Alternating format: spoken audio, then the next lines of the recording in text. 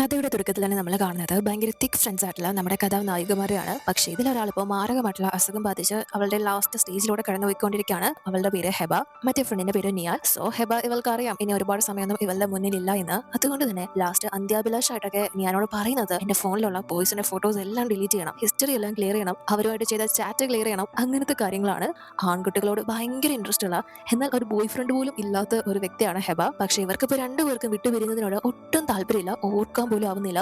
ഞാനും ഭയങ്കര വിഷമത്തിലാണ്. അതുകൊണ്ട് തന്നെ ഇവള് പെട്ടെന്ന് ഇവര് ഒരുപാട് നോവലുകളൊക്കെ വായിക്കുന്ന കൂട്ടത്തിലുള്ളവരാണ്. സോ ഇവരുടെ ഒരു പ്രിയപ്പെട്ട നോവലിസ്റ്റിനെ വിളിച്ചിട്ട് അവരുടെ പുതിയ നോവലിലേക്ക്, അവർ എഴുതിക്കൊണ്ടിരിക്കുന്ന ഒരു നോവലിലേക്ക് രണ്ട് കഥാപാത്രങ്ങളുടെ പേരായിട്ട് ഇവരുടെ പേര് കൊടുക്കാനായിട്ട് പറയാണ്. അതിനുവേണ്ടി നല്ലൊരു എമൗണ്ടും ഇവളെ കഷ്ടപ്പെട്ട് സമ്പാദിച്ചു വെച്ചിരുന്ന നല്ലൊരു എമൗണ്ടും ഫുൾ ആയിട്ട് അവർക്ക് അയച്ചു കൊടുക്കുന്നുണ്ട്. സോ ഹെബ അത് കണ്ട് അതൊന്നും വേണ്ടായിരുന്നു, നീ ഒരുപാട് കഷ്ടപ്പെട്ടുണ്ടാക്കിയ പൈസയല്ലേ, നീ ഇപ്പൊ എന്തിനു വേണ്ടി ഇത് ചെയ്തത് എന്ന് ചോദിക്കുമ്പോൾ ഞാനത് ചെയ്തതിന്റെ കാരണം ഇവർക്ക് ഇടയിൽ ഒരു വിശ്വാസമുണ്ട്. ഇങ്ങനത്തെ നോവലിലൊക്കെ അതിലൊരു കഥാപാത്രമായിട്ട് ഇവരുടെ പേര് മാറിക്കഴിഞ്ഞാൽ ഇവർക്ക് ആ ഒരു ലോകത്തേക്ക് ടൈം ട്രാവൽ ചെയ്യാൻ സാധിക്കുമെന്ന്. അങ്ങനെയാണെങ്കിൽ വീണ്ടും ഇവർക്ക് ഒരുമിച്ച് ആ ഒരു ലോകത്ത് ജീവിക്കാലോ. സോ അത് വെച്ചിട്ടാണ് താനത് ചെയ്തത് എന്ന് പറയുമ്പോഴേക്കും അങ്ങനെ ഒരു ലൈഫ് കിട്ടുകയാണെങ്കിൽ ഞാൻ എന്തായാലും അവിടെ നിന്നും കാത്തുണ്ടാവും, നീ എത്രയും പെട്ടെന്ന് അങ്ങ് വന്നോണം, നമ്മൾ എന്നും എവിടെയും ബെസ്റ്റ് ഫ്രണ്ട്സ് തന്നെയായിരിക്കും എന്നൊക്കെ പറഞ്ഞ് രണ്ടുപേരും പരസ്പരം പ്രോമിസ് ഒക്കെ ചെയ്യുന്നു. പക്ഷെ ഹെബയ്ക്ക് പിന്നീട് ഒരുപാട് സമയമൊന്നും ഉണ്ടായിരുന്നില്ല, അവൾ അവിടെ മരിച്ചു വീഴാണ്. ഞാനാണെങ്കിൽ അത് താങ്ങാനാവാത്ത ഒരു അവസ്ഥയിലും ഇരിക്കുന്നു. പക്ഷെ ആ സമയത്ത് അവിടെ എന്തൊക്കെയോ മാറ്റങ്ങൾ സംഭവിച്ചിട്ട് ഹോസ്റ്റ്മാനുകൾക്ക് പുതിയ ലോകത്തിലേക്ക് സ്വാഗതം എന്ന് പറഞ്ഞ് ഒരു സിസ്റ്റത്തിന്റെ വോയിസ് നമുക്ക് കേൾക്കാം. അതിനുശേഷം നമ്മൾ കാണുന്നത് മറ്റൊരു ലോകമാണ്. അവിടെയാണെങ്കിൽ ഒരു തോഴിയുടെ രൂപത്തിലുള്ള സ്ത്രീ, അയ്യോ രാജകുമാരി വലിയ ചതിയാണല്ലോ ചെയ്തിരിക്കുന്നത് എന്ന് പറഞ്ഞ് വിളിച്ചു പോവുകയാണ്. അവരാരെ കുറിച്ചാണ് സംസാരിക്കുന്നതെന്ന് വെച്ചാൽ നമ്മുടെ നിയാനെ കുറിച്ചാണ്. ഇവളും ഉറക്കത്തിൽ നിന്ന പോലെ എഴുന്നേറ്റ് വരുന്നു. പക്ഷെ പെട്ടെന്ന് നോക്കുമ്പോഴാണ് ഇവളുടെ ചുറ്റുമുള്ള ലോകവും ഇവളുടെ ഡ്രസ്സിംഗ് ഒക്കെ ഇവള് ശ്രദ്ധിക്കുന്നത് ഒന്നും മനസ്സിലാവുന്നില്ല. എന്നാൽ ഇവൾക്ക് അതിനെ ചിന്തിക്കാൻ ഒരു സമയം പോലും കിട്ടുന്നില്ല. അതിനു മുന്നേ തന്നെ ഏതോ ഒരു വ്യക്തി ഇവളുടെ അടുത്ത് നിന്ന് എഴുന്നേറ്റ് ഇവളെ ഇങ്ങോട്ട് പിടിച്ചിട്ട്, നീ ഇന്നലെ എനിക്ക് എന്ത് മരുന്നാടി തന്നത് എന്ന് ചോദിക്കുന്നു. പക്ഷെ ഇവൻ ആ ഒരു സെന്റൻസ് കംപ്ലീറ്റ് ആക്കാൻ പോലും സാധിക്കുന്നില്ല. അതിനു മുന്നേ തന്നെ വീണ്ടും ബോധം പോയതുപോലെ വീഴാണ്. അപ്പോഴേക്കും ഇവളുടെ അടുത്തുനിന്ന് ഹെബയും കണ്ണുപോലും തുറക്കാത്ത എഴുന്നേറ്റ്, നീയാൻ ഇവിടെ എന്തോ ബഹളം, എനിക്ക് ആകെപ്പാടെ ചൊറിയുന്നു എന്നൊക്കെ പറഞ്ഞ് എഴുന്നേറ്റ് വരുമ്പോൾ ഇവളുടെയും കോലം കണ്ട് നീയാന് ഒരു എത്തും പിടിയും കിട്ടുന്നില്ല. എന്നാൽ അപ്പോഴേക്കും ഹെബയെ മറ്റൊരു വ്യക്തി അയാളുടെ അടുത്തേക്ക് വലിച്ചിടുകയാണ്. എന്നിട്ട് ഇവളോട് രാജകുമാരിക്ക് പോ, എന്താ വേണ്ടത് എന്നൊക്കെ പറഞ്ഞ് സംസാരിക്കുമ്പോൾ ഇത് പ്രേതങ്ങളാണോ, ഇവരെന്തിനെ പറ്റിയാണ് സംസാരിക്കുന്നത് എന്നൊന്നും ഇവൾക്ക് പിടിയിട്ടുന്നില്ല. പക്ഷെ അപ്പോഴേക്കും പുറത്ത് ജോലിക്കാരൊക്കെ ബഹളം ഉണ്ടാക്കുന്നത് കൊണ്ട് തന്നെ അവിടെ കിടന്ന രണ്ടുപേരും എഴുന്നേറ്റ്, ഇവിടെ നടന്ന കാര്യങ്ങളല്ലോ നീ പുറത്തറിയിച്ചാലും പിന്നെ നീ പുറലോകം കാണില്ല, ഇത് ഇവിടം കൂടെ നിർത്തിക്കോണം എന്ന് പറഞ്ഞിട്ട് രണ്ടുപേരും കണ്ട വഴി ഇറങ്ങി ഓടാണ്. അപ്പോഴും ഹെബയ്ക്ക് നേരെ ചൊവ്വേ ബോധം വന്നിട്ടില്ല, പിശുമയും പറഞ്ഞുകൊണ്ടിരിക്കുകയാണ്. സോ ഞാൻ ഇവളോട്, ഹെബ പൊന്നു ഹെബ നീ വാടച്ച വെച്ചിട്ട് കണ്ണ് തുറന്ന് നോക്ക് എന്ന് പറയുമ്പോൾ ഹെബയും കണ്ണ് തുറന്ന് നോക്കുമ്പോഴാണ് ചുറ്റുമുള്ള ലോകവും ഇവരുടെ കോസ്റ്റ്യൂംസും ഒക്കെ കാണുന്നത്. ഇവള് ഓൾറെഡി മരിച്ചതാണല്ലോ, പിന്നെ താൻ എങ്ങനെ ഇപ്പൊ ജീവനോട് ഇരിക്കുന്നത് എന്ന് ചോദിക്കുമ്പോൾ ഞാൻ, എന്റെ ഊഹ ശരിയാണെങ്കിൽ നമ്മളിപ്പോ ആ നോവലിലേക്ക് ടൈം ട്രാവൽ ചെയ്തിരിക്കുകയാണ്, അങ്ങനെയാണെങ്കിൽ ഈ നോവൽ ആട്ടിപ്പോയ. പക്ഷെ ഞാൻ ഉറക്കെഴുന്നേറ്റപ്പോ രണ്ട് ചെറുപ്പക്കാര് നമ്മുടെ സെയിം ബെഡിലുണ്ടായിരുന്നു, അതും നേക്കഡായിട്ട് എന്ന് പറയുമ്പോൾ ഹെബയ്ക്ക് ആകാംക്ഷയായിട്ട്, നേക്കഡോ എങ്ങനെയുള്ളവരാ, ഹൈറ്റ് ഉണ്ടോ, ചെസ്റ്റ് ഉണ്ടോ എന്നൊക്കെ അവരുടെ ആ ഒരു വർണ്ണനകൾ ചോദിക്കുകയാണ്. ഞാനപ്പോ ഇവളെ പിടിച്ചു കുലുക്കിയിട്ട്, നീ ഒന്ന് സ്വബോധത്തിലേക്ക് വാ പെണ്ണ എന്ന് പറയുമ്പോൾ ഇവളും തിരിച്ചു വന്ന്, നമ്മളിപ്പോ എവിടെ എത്തിയാലും കുഴപ്പമില്ല, എന്തായാലും നമ്മൾ ഒരുമിച്ചല്ലേ ഉള്ളത്, അത് മതി, ഞാനും ജീവനോടുണ്ട്, എനിക്കിപ്പോ ഒരു വേദനയും തോന്നില്ല എന്ന് പറയുമ്പോൾ രണ്ടുപേർക്കും ഒരുപാട് സന്തോഷമാവാണ്. എന്നാൽ അപ്പോഴേക്കും നമ്മൾ മുന്നേ കണ്ട ആ ഒരു സിസ്റ്റത്തിന്റെ ശബ്ദം അവിടെ എത്തുകയാണ്. ഈ സിസ്റ്റത്തെ തൽക്കാലം നമുക്ക് പിങ്കി എന്ന് അഭിസംബോധന ചെയ്യാം. സോ പിങ്കി ഇവരോട്, കൺഗ്രാറ്റുലേഷൻസ്, നിങ്ങൾ നിങ്ങളുടെ ഔദ്യോഗികമായ ഉത്തരവാദിത്വത്തിലേക്ക് കടന്നു കഴിഞ്ഞു എന്ന് പറഞ്ഞ് ഇവരുടെ വേഷങ്ങളൊക്കെ പെട്ടെന്ന് തന്നെ മാറ്റിക്കൊടുക്കാണ്. രണ്ടുപേർക്കും ഇവരുടെ പുതിയ ലുക്ക് ഒരുപാട് ഇഷ്ടപ്പെടുന്നു. അപ്പോൾ പിങ്കി ഡയറക്റ്റ് ഇവരോട് വന്ന്, നിങ്ങൾക്ക് കിട്ടിയിരിക്കുന്നത് വളരെ പ്രധാനപ്പെട്ട രണ്ട് വ്യക്തികളുടെ ശരീരങ്ങളാണ്. ഇവിടെ നിങ്ങളുടെ പ്രധാന ദൗത്യം ഈ കഥയില് രണ്ട് വേണ്ടപ്പെട്ട വില്ലന്മാരുണ്ട് എന്ന് പറഞ്ഞ് ആ വില്ലന്മാരെ പരിചയപ്പെടുത്താണ്. അത് മറ്റാരുമല്ല, നമ്മൾ മുന്നേ കണ്ട രണ്ട് പുരുഷന്മാരുണ്ടല്ലോ, അവരാണ് നമ്മുടെ കഥാനായകന്മാരും. ഇത് നമ്മുടെ ഒരു ഹീറോ, പേര് ചെൻ. ഈ ഒരു രാജ്യത്തിന്റെ ചക്രവർത്തിയുടെ തൊട്ട് താഴെയുള്ള എല്ലാ ഭരണങ്ങളും നിർവഹിക്കുന്ന അത്തരം ഒരു ഉയർന്ന പോസ്റ്റും കാര്യങ്ങളൊക്കെ വഹിക്കുന്ന ഒരു ഉദ്യോഗസ്ഥനാണ് കൊട്ടാരത്തിലെ. അതായത് ഇപ്പോഴുള്ള ചക്രവർത്തിയുടെ അച്ഛന്റെ അനിയൻ കൂടിയാണ്. ഇപ്പോഴുള്ള ചക്രവർത്തിയേക്കാൾ നല്ല കഴിവും സാമർഥ്യമൊക്കെ ഉള്ള ഒരു വ്യക്തിയാണ്. പക്ഷെ ഒരു വില്ലനാണ്, എല്ലാവരും കൊല്ലുന്ന ഭയങ്കര കർക്കശക്കാരനായിട്ടുള്ള നിയമങ്ങളൊക്കെ കൊണ്ടുപോകുന്ന ഒരു വ്യക്തി. അതുപോലെ തന്നെ അതിർത്തിപരമായിട്ടുള്ള കാര്യങ്ങളൊക്കെ നിർവഹിക്കുന്ന അവിടുത്തെ ആർമിയുടെയൊക്കെ ചുമതല വഹിക്കുന്നതാണ് നമ്മുടെ രണ്ടാമത്തെ കഥാനായകൻ. പുള്ളിയുടെ പേര് ജിയാൻ. ഇവനും കൊടും ഭീകരനായിട്ടുള്ള ഒരു വില്ലനാണ്. മാത്രമല്ല ഇവർ രണ്ടുപേരും രാജ്യത്തിന് വേണ്ടി പരസ്പരം പോരാടുന്ന, അത്യാവശ്യം ശത്രുതയും ഈഗോയും ഒക്കെ വെച്ചു പുലർത്തിക്കൊണ്ടുപോകുന്ന രണ്ട് വ്യക്തികൾ കൂടിയാണ്. സോ അങ്ങനെയുള്ള വില്ലന്മാര് യഥാർത്ഥ ക്രൂരന്മാരായിട്ട് കടന്നിട്ടില്ല. അതുകൊണ്ട് തന്നെ അവരെ ഡാർക്കിലോട്ട്, അതായത് മൃഗീയമായ വില്ലന്മാർക്ക് തുല്യരാക്കുക. ഇവര് ഈ കഥയിലെ ഭാവിയില് ഏറ്റവും വലിയ വില്ലന്മാരായി വിധിക്കപ്പെട്ടവരാണ്. പക്ഷെ ഇപ്പോഴും ഇവര് കുറച്ച് നിഷ്കളങ്കരാണ്, അത്ര പീക്കിലോട്ട് എത്തിയിട്ടില്ല. അതുകൊണ്ട് തന്നെ അവരോട് ഈ പെണ്ണുങ്ങളടുത്ത് അവരെ ചതിക്കണം, അവരെ പീഡിപ്പിക്കണം, അപമാനിക്കണം, അങ്ങനെ അവരെ കൊണ്ട് തിന്മ മാത്രം ചെയ്യുന്ന വില്ലന്മാരാക്കി മാറ്റണം. അങ്ങനെ അവരെ ആക്കി കഴിഞ്ഞാൽ മാത്രമേ ഈ കഥയിലെ യഥാർത്ഥ നായകനും നായികയ്ക്കും രംഗപ്രവേശനം ഉണ്ടാവും. അവരുടെ കഥ സ്റ്റാർട്ട് ചെയ്യൂ. ഇതിലെ കഥാനായകൻ എന്ന് പറയുന്നത് നമ്മുടെ ഈ കഥയിലെ ചക്രവർത്തിയാണ്. സോ അതാണ് ഇപ്പൊ ഇവർക്ക് കിട്ടിയിരിക്കുന്ന ടാസ്ക്. ഇവർക്കും നല്ല പണിയാണല്ലോ കിട്ടിയിരിക്കുന്നത്. നല്ല വില്ലത്തികളുടെ ക്രൂരമായിട്ടുള്ള കാര്യങ്ങൾ ചെയ്യുന്ന വില്ലത്തികളുടെ റോളിലോട്ടാണ് ഇപ്പൊ ഇവർക്ക് പരിവേഷം കിട്ടിയിരിക്കുന്നത്. അതും അത്രയും പൈസ കൊടുത്തിട്ട് ഇത്രയും മോശപ്പെട്ട റോളാണല്ലോ ഈ പെണ്ണുമ്പിള്ള നമുക്ക് തന്നത് എന്നാണ് ഇവർ പരസ്പരം ചോദിക്കുന്നത്. ഇവര് അത്രയും മോശപ്പെട്ടവരോ തമ്മിൽ തളിക്കാൻ ആഗ്രഹിക്കാത്തവരോ ഒക്കെയാണ്. അതുകൊണ്ട് തന്നെ ഇവർക്ക് തന്നെ എക്സ്പീരിയൻസ് ഇല്ലാത്തത് കൊണ്ട് തന്നെ ഇങ്ങനെ പോവുകയാണെങ്കിൽ ഈ കഥയിൽ എത്ര നാൾ നമ്മൾ ജീവനോടെ ഉണ്ടാകും എന്നതാണ് ഇവരുടെ ടെൻഷൻ. പക്ഷെ അപ്പോഴേക്ക് പിങ്കി മറ്റൊരു കാര്യം കൂടി ഇവരോട് പറയാണ്. ഈ ഒരു കാര്യം ഫ്രീ ആയിട്ട് ചെയ്തു കൊടുക്കേണ്ട കാര്യമൊന്നുമില്ല. ഇവർക്ക് കൊടുത്ത ടാസ്ക് ഇവർ ഭംഗിയായിട്ട് നിർവഹിച്ചു കഴിഞ്ഞാൽ $50 ലക്ഷം ആയിരിക്കും ഇവർക്ക് കിട്ടാൻ പോകുന്നത്. മാത്രമല്ല ഇവർക്ക് ഇവരുടെ യഥാർത്ഥ മോഡേൺ വേൾഡിലേക്ക്, ഇവരുടെ റിയൽ ലൈഫിലേക്ക് രണ്ടുപേരെയും ജീവനോടെ അയക്കും. യഥാർത്ഥ ലോകത്ത് ഹെബ മരണപ്പെട്ട വ്യക്തിയാണല്ലോ. പക്ഷെ അവിടെ രണ്ടുപേർക്കും വീണ്ടും ഒരുമിക്കാനുള്ള അവസരം കൂടിയാണ് പിങ്കി ഓഫർ ചെയ്യുന്നത്. അത് കേൾക്കുമ്പോൾ ഇവരുടെ പേടിയും ടെൻഷനും ഒക്കെ മാറുകയാണ്. ഞാൻ പെട്ടെന്ന് ഹെബയോട്, നീ വിഷമിക്കണ്ട, ഈ വില്ലന്മാരെയൊക്കെ അടിച്ചു കൊടുക്കുന്നത് അത്ര ആന കാര്യമൊന്നുമല്ല. ഞാൻ ഒരുപാട് നോവലുകൾ വായിച്ചിട്ടുണ്ട്, ഇതൊക്കെ നമുക്ക് നിസ്സാരം പോലെ ചെയ്യാൻ പറ്റും എന്ന് പറയുമ്പോൾ ഹെബയും, ഞാൻ അത്ര ശക്തിയുള്ളവളൊന്നും അല്ല, എങ്കിലും കുഴപ്പമില്ല, നീ പറഞ്ഞിരുന്നതുപോലെ എല്ലാം ചെയ്യാൻ ഞാൻ റെഡിയാണ്. നമുക്ക് എന്തായാലും ഈ ടാസ്ക് വിജയിച്ച് പറഞ്ഞ പൈസയും കൊണ്ട് തിരിച്ചു പോകണം എന്നിവർ തീരുമാനിക്കുകയാണ്. രണ്ടുപേർക്കും ആ ഒരു കാര്യത്തിൽ പെർഫെക്റ്റ് ഓക്കെയാണ്. സോ പിങ്കി ഇവരോട്, അല്ല നിങ്ങളുടെ തീരുമാനം എന്താണ്? ഉടനെ തന്നെ വില്ലന്മാർ ഇങ്ങോട്ടേക്ക് വരാൻ പോവാണ് എന്ന് പറയുമ്പോൾ ഇവര് അതിന് പിങ്കിയോട് മറുപടി കൊടുക്കുന്നതിന് മുന്നേ തന്നെ ഒരാൾ അങ്ങോട്ടേക്ക് കടന്നവരാണ്. രാജകുമാരി, നിനക്ക് എത്ര ധൈര്യം ഉണ്ടെങ്കിൽ നീ കൊട്ടാരത്തിൽ ഇത് ചെയ്യും എന്ന് പറഞ്ഞുകൊണ്ടാണ് അത് വരുന്നത്. ഇവര് വിചാരിക്കുന്നത് ഇവർക്ക് അറിയില്ലല്ലോ യഥാർത്ഥ വില്ലന്മാർ ആരാണ് എന്ന കാര്യം. അതുകൊണ്ട് തന്നെ ഈ വരുന്ന ആളായിരിക്കും വില്ലൻ എന്ന് വിചാരിച്ച് $50 ലക്ഷം ആണല്ലോ കിട്ടാൻ പോകുന്നത്. അതുകൊണ്ട് തന്നെ വരുന്ന വ്യക്തിയെ ചവിട്ടിക്കൂട്ടി പഞ്ഞിക്കിടാണ്. ഒരു ദയം കാണിക്കുന്നില്ല. അവസാനം പിങ്കി ഒരു വിധമാണ്, അയ്യോ നിങ്ങൾക്ക് ആള് മാറിപ്പോയതാ, ഇതല്ല നിങ്ങൾ തല്ലേണ്ട വ്യക്തി എന്ന് പറഞ്ഞ് ഇവരെ പിന്തിരിപ്പിക്കുന്നത്. ഇവരെ തല്ലിയ വ്യക്തി മറ്റാരുമല്ല, നമ്മൾ മുന്നേ പറഞ്ഞ ചക്രവർത്തിയാണ് ഈ നോവലിലെ ഹീറോ. ഹീറോയെ കൊന്നു കഴിഞ്ഞാൽ പിന്നെ കഥയില്ലല്ലോ. അതുകൊണ്ട് തന്നെ പിങ്കി ഇവർക്ക് ആള് മാറിപ്പോയ കാര്യം പറഞ്ഞു കൊടുക്കുന്നു. പെട്ടെന്ന് ഇവർക്കും എന്ത് ചെയ്യാനോന്ന് അറിയാതെ ഇയാളോട് വന്ന് ക്ഷമ ചോദിക്കാണ്. അപ്പോഴേക്കും രാജാവിനെ തൊടാൻ മാത്രം നീയൊക്കെ വളർന്നോ എന്ന് ചോദിച്ച് നമ്മുടെ രണ്ട് വില്ലന്മാര് അങ്ങോട്ടേക്ക് എത്തുന്നത്. അവരെത്തുമ്പോഴാണ് പിങ്കിയും, എടി മണ്ടികളെ, നിങ്ങൾ കൂടുതൽ വില്ലന്മാരാക്കേണ്ട, യഥാർത്ഥ വില്ലന്മാര് ദേ ഇവരാണ് എന്ന് പറഞ്ഞു കൊടുക്കുമ്പോഴാണ്, ഞാൻ രാവിലെ ഇവരെ രണ്ടുപേരെയും കണ്ടതാണല്ലോ, അതുകൊണ്ട് തന്നെ പെട്ടെന്ന് ഹെബയോട്, ഇവരെയാ ഞാൻ രാവിലെ ബെഡിൽ കണ്ടത്, ഈ വ്യക്തിയാണ് നിന്റെ കൂടെ കിടന്നത് എന്ന് പറഞ്ഞു കൊടുക്കുമ്പോൾ ഹെബ, ഇവര് രണ്ടുപേരും എന്ത് സുന്ദരന്മാരാ എന്ന് പറഞ്ഞ് ഭയങ്കര ഇംപ്രഷൻ ആവുകയാണ്. പക്ഷേ പിങ്കി ഇടയ്ക്ക് അറിയിട്ട്, നിങ്ങൾ വിചാരിക്കുന്ന പോലെ ഇവരത്ര നല്ലവരൊന്നുമല്ല, അവരുടെ മുഖം കണ്ട് നിങ്ങൾ വീണു പോകരുത്, ഇവര് മനുഷ്യ രക്തം കുടിക്കുന്നവരാ എന്നൊക്കെ പറഞ്ഞ് ഇവര് രണ്ടുപേരും പീഡിപ്പിക്കുകയാണ്. പക്ഷെ ആ ടൈമില് ഹെബയുടെ കയ്യില് ചില പരുക്കും കാര്യങ്ങളൊക്കെ സംഭവിച്ചിരിക്കുന്നത് ജിയാൻ ശ്രദ്ധിക്കുകയാണ്. അത് ആ ഒരു ചക്രവർത്തിയെ തല്ലിയ സമയത്ത് ഉണ്ടായതാണ്. പക്ഷെ ഇവൻ വിചാരിക്കുന്നത് നിയാൻ ഇവളെ ഉപദ്രവിക്കാനായിട്ട് ശ്രമിച്ചോ എന്ന് കരുതി നിയാനെ ജിയാൻ തല്ലാനായിട്ട് വരുന്നു. പക്ഷെ ചെൻ അതിനെ സമ്മതിക്കുന്നില്ല. അപ്പോൾ ജിയാൻ ചെന്നിനോട്, നിങ്ങൾക്ക് മയക്കുമരുന്ന് എന്ന് അപമാനിക്കാൻ ശ്രമിച്ചതാണ് ഇവള്, എന്നിട്ടാണോ നിങ്ങൾ ഇവളെ പ്രൊട്ടക്ട് ചെയ്യാൻ ശ്രമിക്കുന്നത് എന്ന് ചോദിക്കുമ്പോൾ ചെൻ തിരിച്ച്, ഹലോ, നിങ്ങൾ എപ്പോഴെന്തിനാണ് ചക്രവർത്തിയുടെ രണ്ടാനമ്മയെ പ്രൊട്ടക്ട് ചെയ്യാനായിട്ട് ശ്രമിക്കുന്നത്? നിങ്ങൾക്ക് തമ്മിൽ എന്തെങ്കിലും നടക്കുന്നുണ്ടോ എന്ന രീതിയിൽ ചോദിക്കുമ്പോൾ ഇവർക്കൊന്നും മനസ്സിലാവുന്നില്ല. ഇവർക്കാണെങ്കിൽ യഥാർത്ഥ നോവലിലെ പല കാര്യങ്ങളും അങ്ങോട്ടേക്ക് കണക്ട് ആവുന്നില്ല, ഓർത്തെടുക്കാനും സാധിക്കുന്നില്ല. അപ്പോഴാണ് നമുക്കും ഇവർക്കും ഒരു കാര്യം മനസ്സിലാവുന്നത്. ഇപ്പോഴത്തെ ചക്രവർത്തി ഉണ്ടല്ലോ, ഈ തല്ലുകൊണ്ട് കിടക്കുന്ന അയാള്, ഇയാളുടെ അച്ഛന്റെ രണ്ടാം ഭാര്യയായിരുന്നു ഹെബ. അതായത് ഈ ചക്രവർത്തിയുടെ രണ്ടാനമ്മ. അയാളുടെ അച്ഛൻ മരണക്കിടക്കിലൊക്കെ വെച്ചിട്ടാണ് ഇവളെ കല്യാണം കഴിക്കുന്നത്. അതുപോലെ നിയാനാണെങ്കിൽ ഈ അടികൊണ്ട് കിടക്കുന്ന ചക്രവർത്തിയുടെ ഇപ്പോഴുള്ള വൈഫാണ്. പക്ഷേ ഈ ചക്രവർത്തിക്ക് ഇവളെ തീരെ ഇഷ്ടമല്ല. അവനിഷ്ടം ഹെബയാണ്, അതായത് ഇവന്റെ രണ്ടാനമ്മയെ.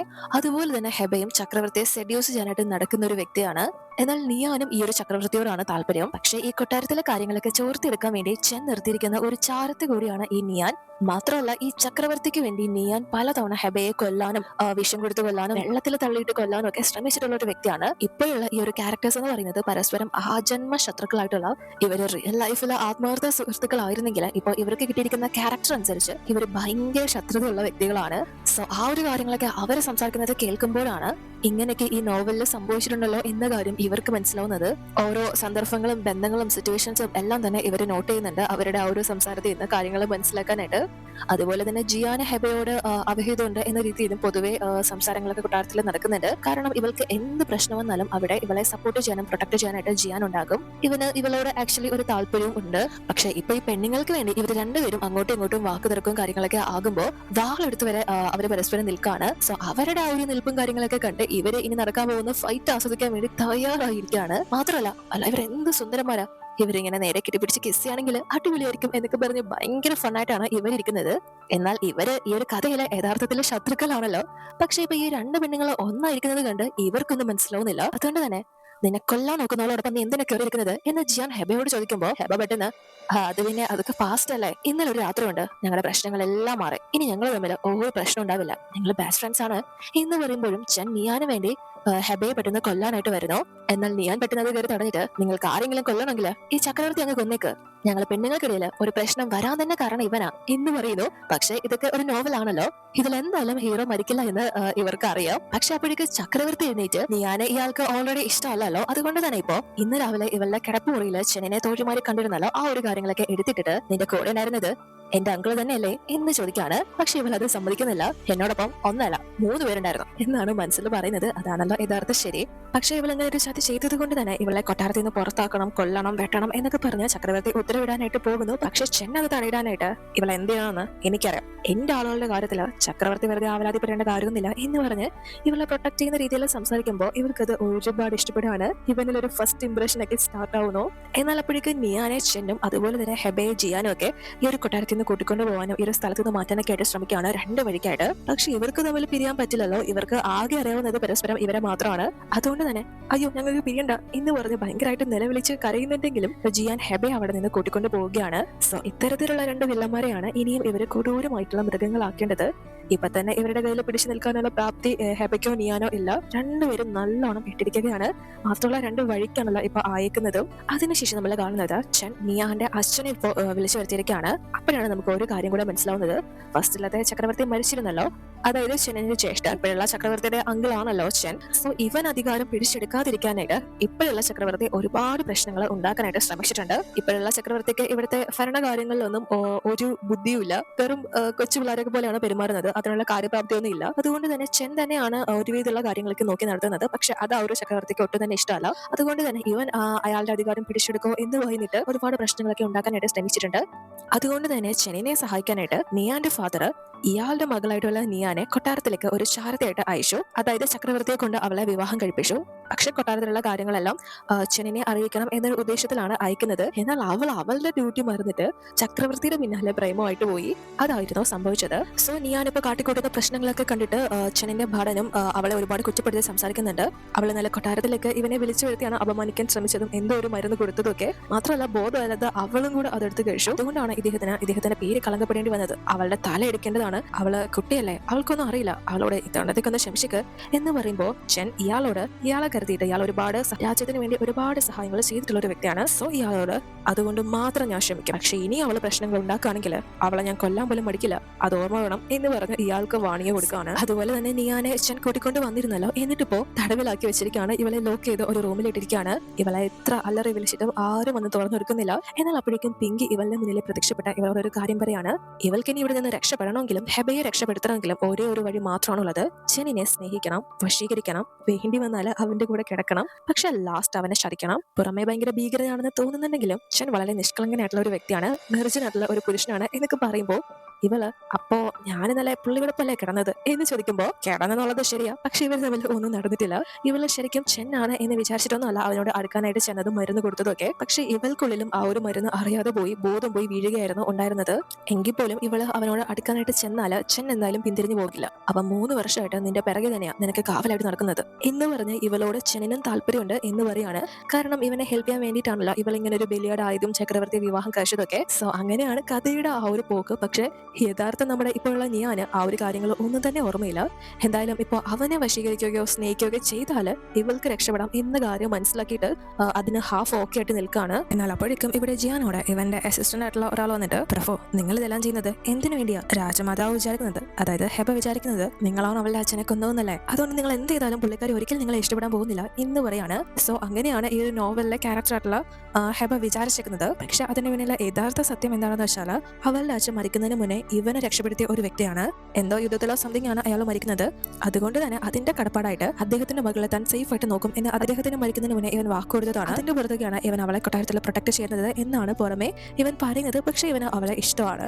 എന്നാൽ അതിനുശേഷം ഇന്നലെ നൈറ്റ് ആ ഒരു മരുന്നും കാര്യങ്ങളൊക്കെ ഇവർക്ക് 2 പേർക്കും എങ്ങനെയാണ് ഞാൻ നൽകിയത്, നമ്മളെല്ലാം ഒരുമിച്ച് ആ ബെഡിൽ എങ്ങനെ എത്തിയത് എന്ന കാര്യങ്ങളൊക്കെ ഇവളോട് ക്വസ്റ്റ്യൻ ചെയ്യുകയാണ്. പക്ഷെ ഹെബ വളരെ പേടിച്ചാണ് ഇരിക്കുന്നത്. സോ ആ ഒരു ടൈമിൽ ഇവൻ വീണ്ടും മുൻ ചക്രവർത്തിയുടെ വൈഫ് ആകുന്നതിന് മുന്നേ നീ എന്റെ പ്രതിഷേധ വധുവായിരുന്നെന്ന് ഓർമ്മയുണ്ടോ എന്ന് ചോദിക്കുമ്പോൾ ഇവൾ അപ്പോഴാണ് ആ ഒരു കാര്യം തന്നെ അറിയുന്നത്. അതായത് അങ്ങനെയൊക്കെ ഇതിന് പിന്നിൽ സ്റ്റോറി ഉണ്ട്. ഇവളുടെ അച്ഛന് ഇവളെ വിവാഹം കഴിച്ചെടുക്കാൻ താല്പര്യം ഉണ്ടായിരുന്നത് ജിയാനെയാണ്.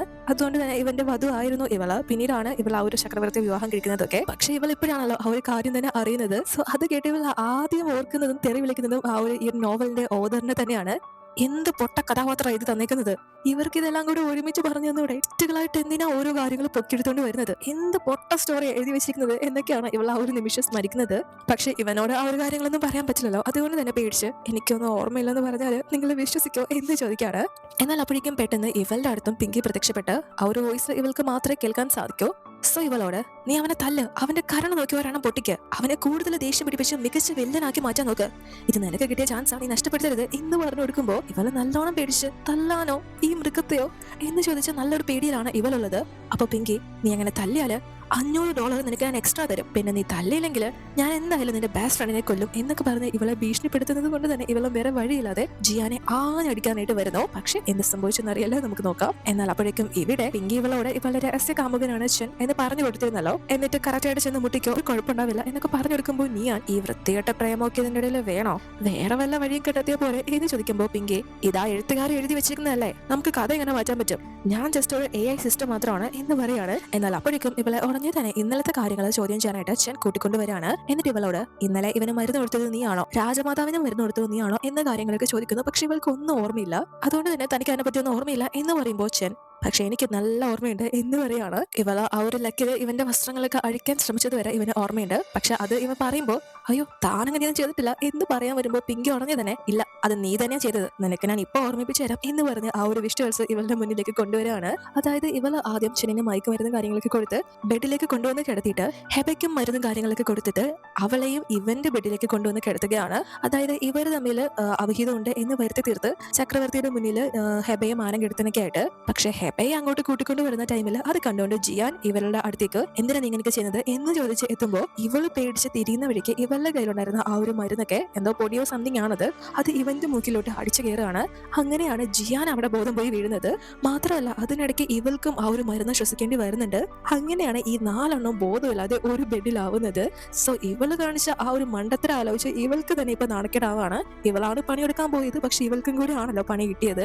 പക്ഷെ ചെന്നി ഇവിടെ വീണ്ടും ഇവളോട്, നീ എന്തിനാ അത് ചെയ്തത്, നീ തന്നെയാണോ അത് ചെയ്തത് എന്ന കാര്യങ്ങളൊക്കെ ചോദിക്കുമ്പോൾ ഇവളും, അതെ ഞാൻ തന്നെയാണ് ചെയ്തത്, അതിനെന്താ പ്രശ്നം, നിങ്ങൾക്കെന്നെ ഇഷ്ടം തന്നെയല്ലേ, എനിക്കത് മനസ്സിലായി എന്ന് പറഞ്ഞിട്ട് ഇവനോട് അടുക്കാനായിട്ടും ഇവളുടെ ഡ്രസ്സും കാര്യങ്ങളൊക്കെ അയച്ച് ഇവനെ കിസ് ചെയ്യാനൊക്കെ ആയിട്ട് തയ്യാറെടുത്ത് വരികയാണ്.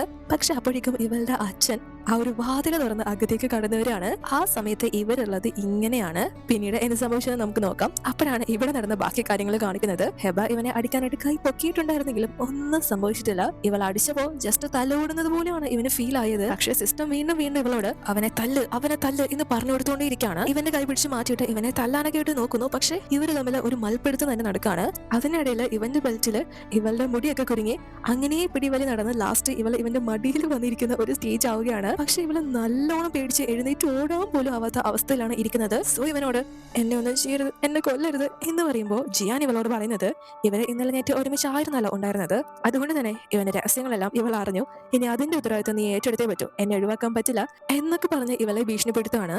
പക്ഷെ ആ സമയം ഇവിടെ ഇവളുടെ അച്ഛൻ നേരെ വന്ന് ഇവരിങ്ങനെ നിൽക്കുന്നത് കണ്ടിരുന്നല്ലോ. പക്ഷെ ഇയാൾക്കാണെങ്കിൽ അത് കണ്ട് ഒരു ദേഷ്യം വരുന്നില്ല. അയ്യോ സോറി നിങ്ങളുടെ കാര്യം നടക്കട്ടെ, ഞാൻ ഡിസ്റ്റർബൻസ് ആവുന്നില്ല, മോളെ നീ എന്തായാലും കാര്യങ്ങളൊക്കെ അറിഞ്ഞു തന്നെ ചെയ്തോണം എന്ന് പറഞ്ഞ് ആ ഒരു വാതിൽ അടച്ചിട്ട് ഇറങ്ങി പോവാണ്. ഇയാൾക്ക് ആ ഒരു കാഴ്ച കണ്ട് ഭയങ്കര സന്തോഷമാവുന്നു. ചെന്നുമായിട്ട് ഇയാളുടെ മകൾക്ക് ബന്ധമുണ്ടെങ്കിൽ അത് ഇവരുടെ കുടുംബത്തിന് വളരെ നല്ല കാര്യം തന്നെയാണ്. ഇപ്പോഴുള്ള ചക്രവർത്തിയെ ആക്രമിച്ചിട്ട് എന്തായാലും ചെൻ ഉടനെ തന്നെ അടുത്ത യുവരാജാവ് ആവാനായിട്ട് സാധ്യതയുണ്ട്. മാത്രമല്ല മുൻപ് മരണപ്പെട്ട ചക്രവർത്തി ഉണ്ടല്ലോ, ഇയാളൊക്കെ ഭയങ്കര ഫ്രണ്ട്സ് ആണ്.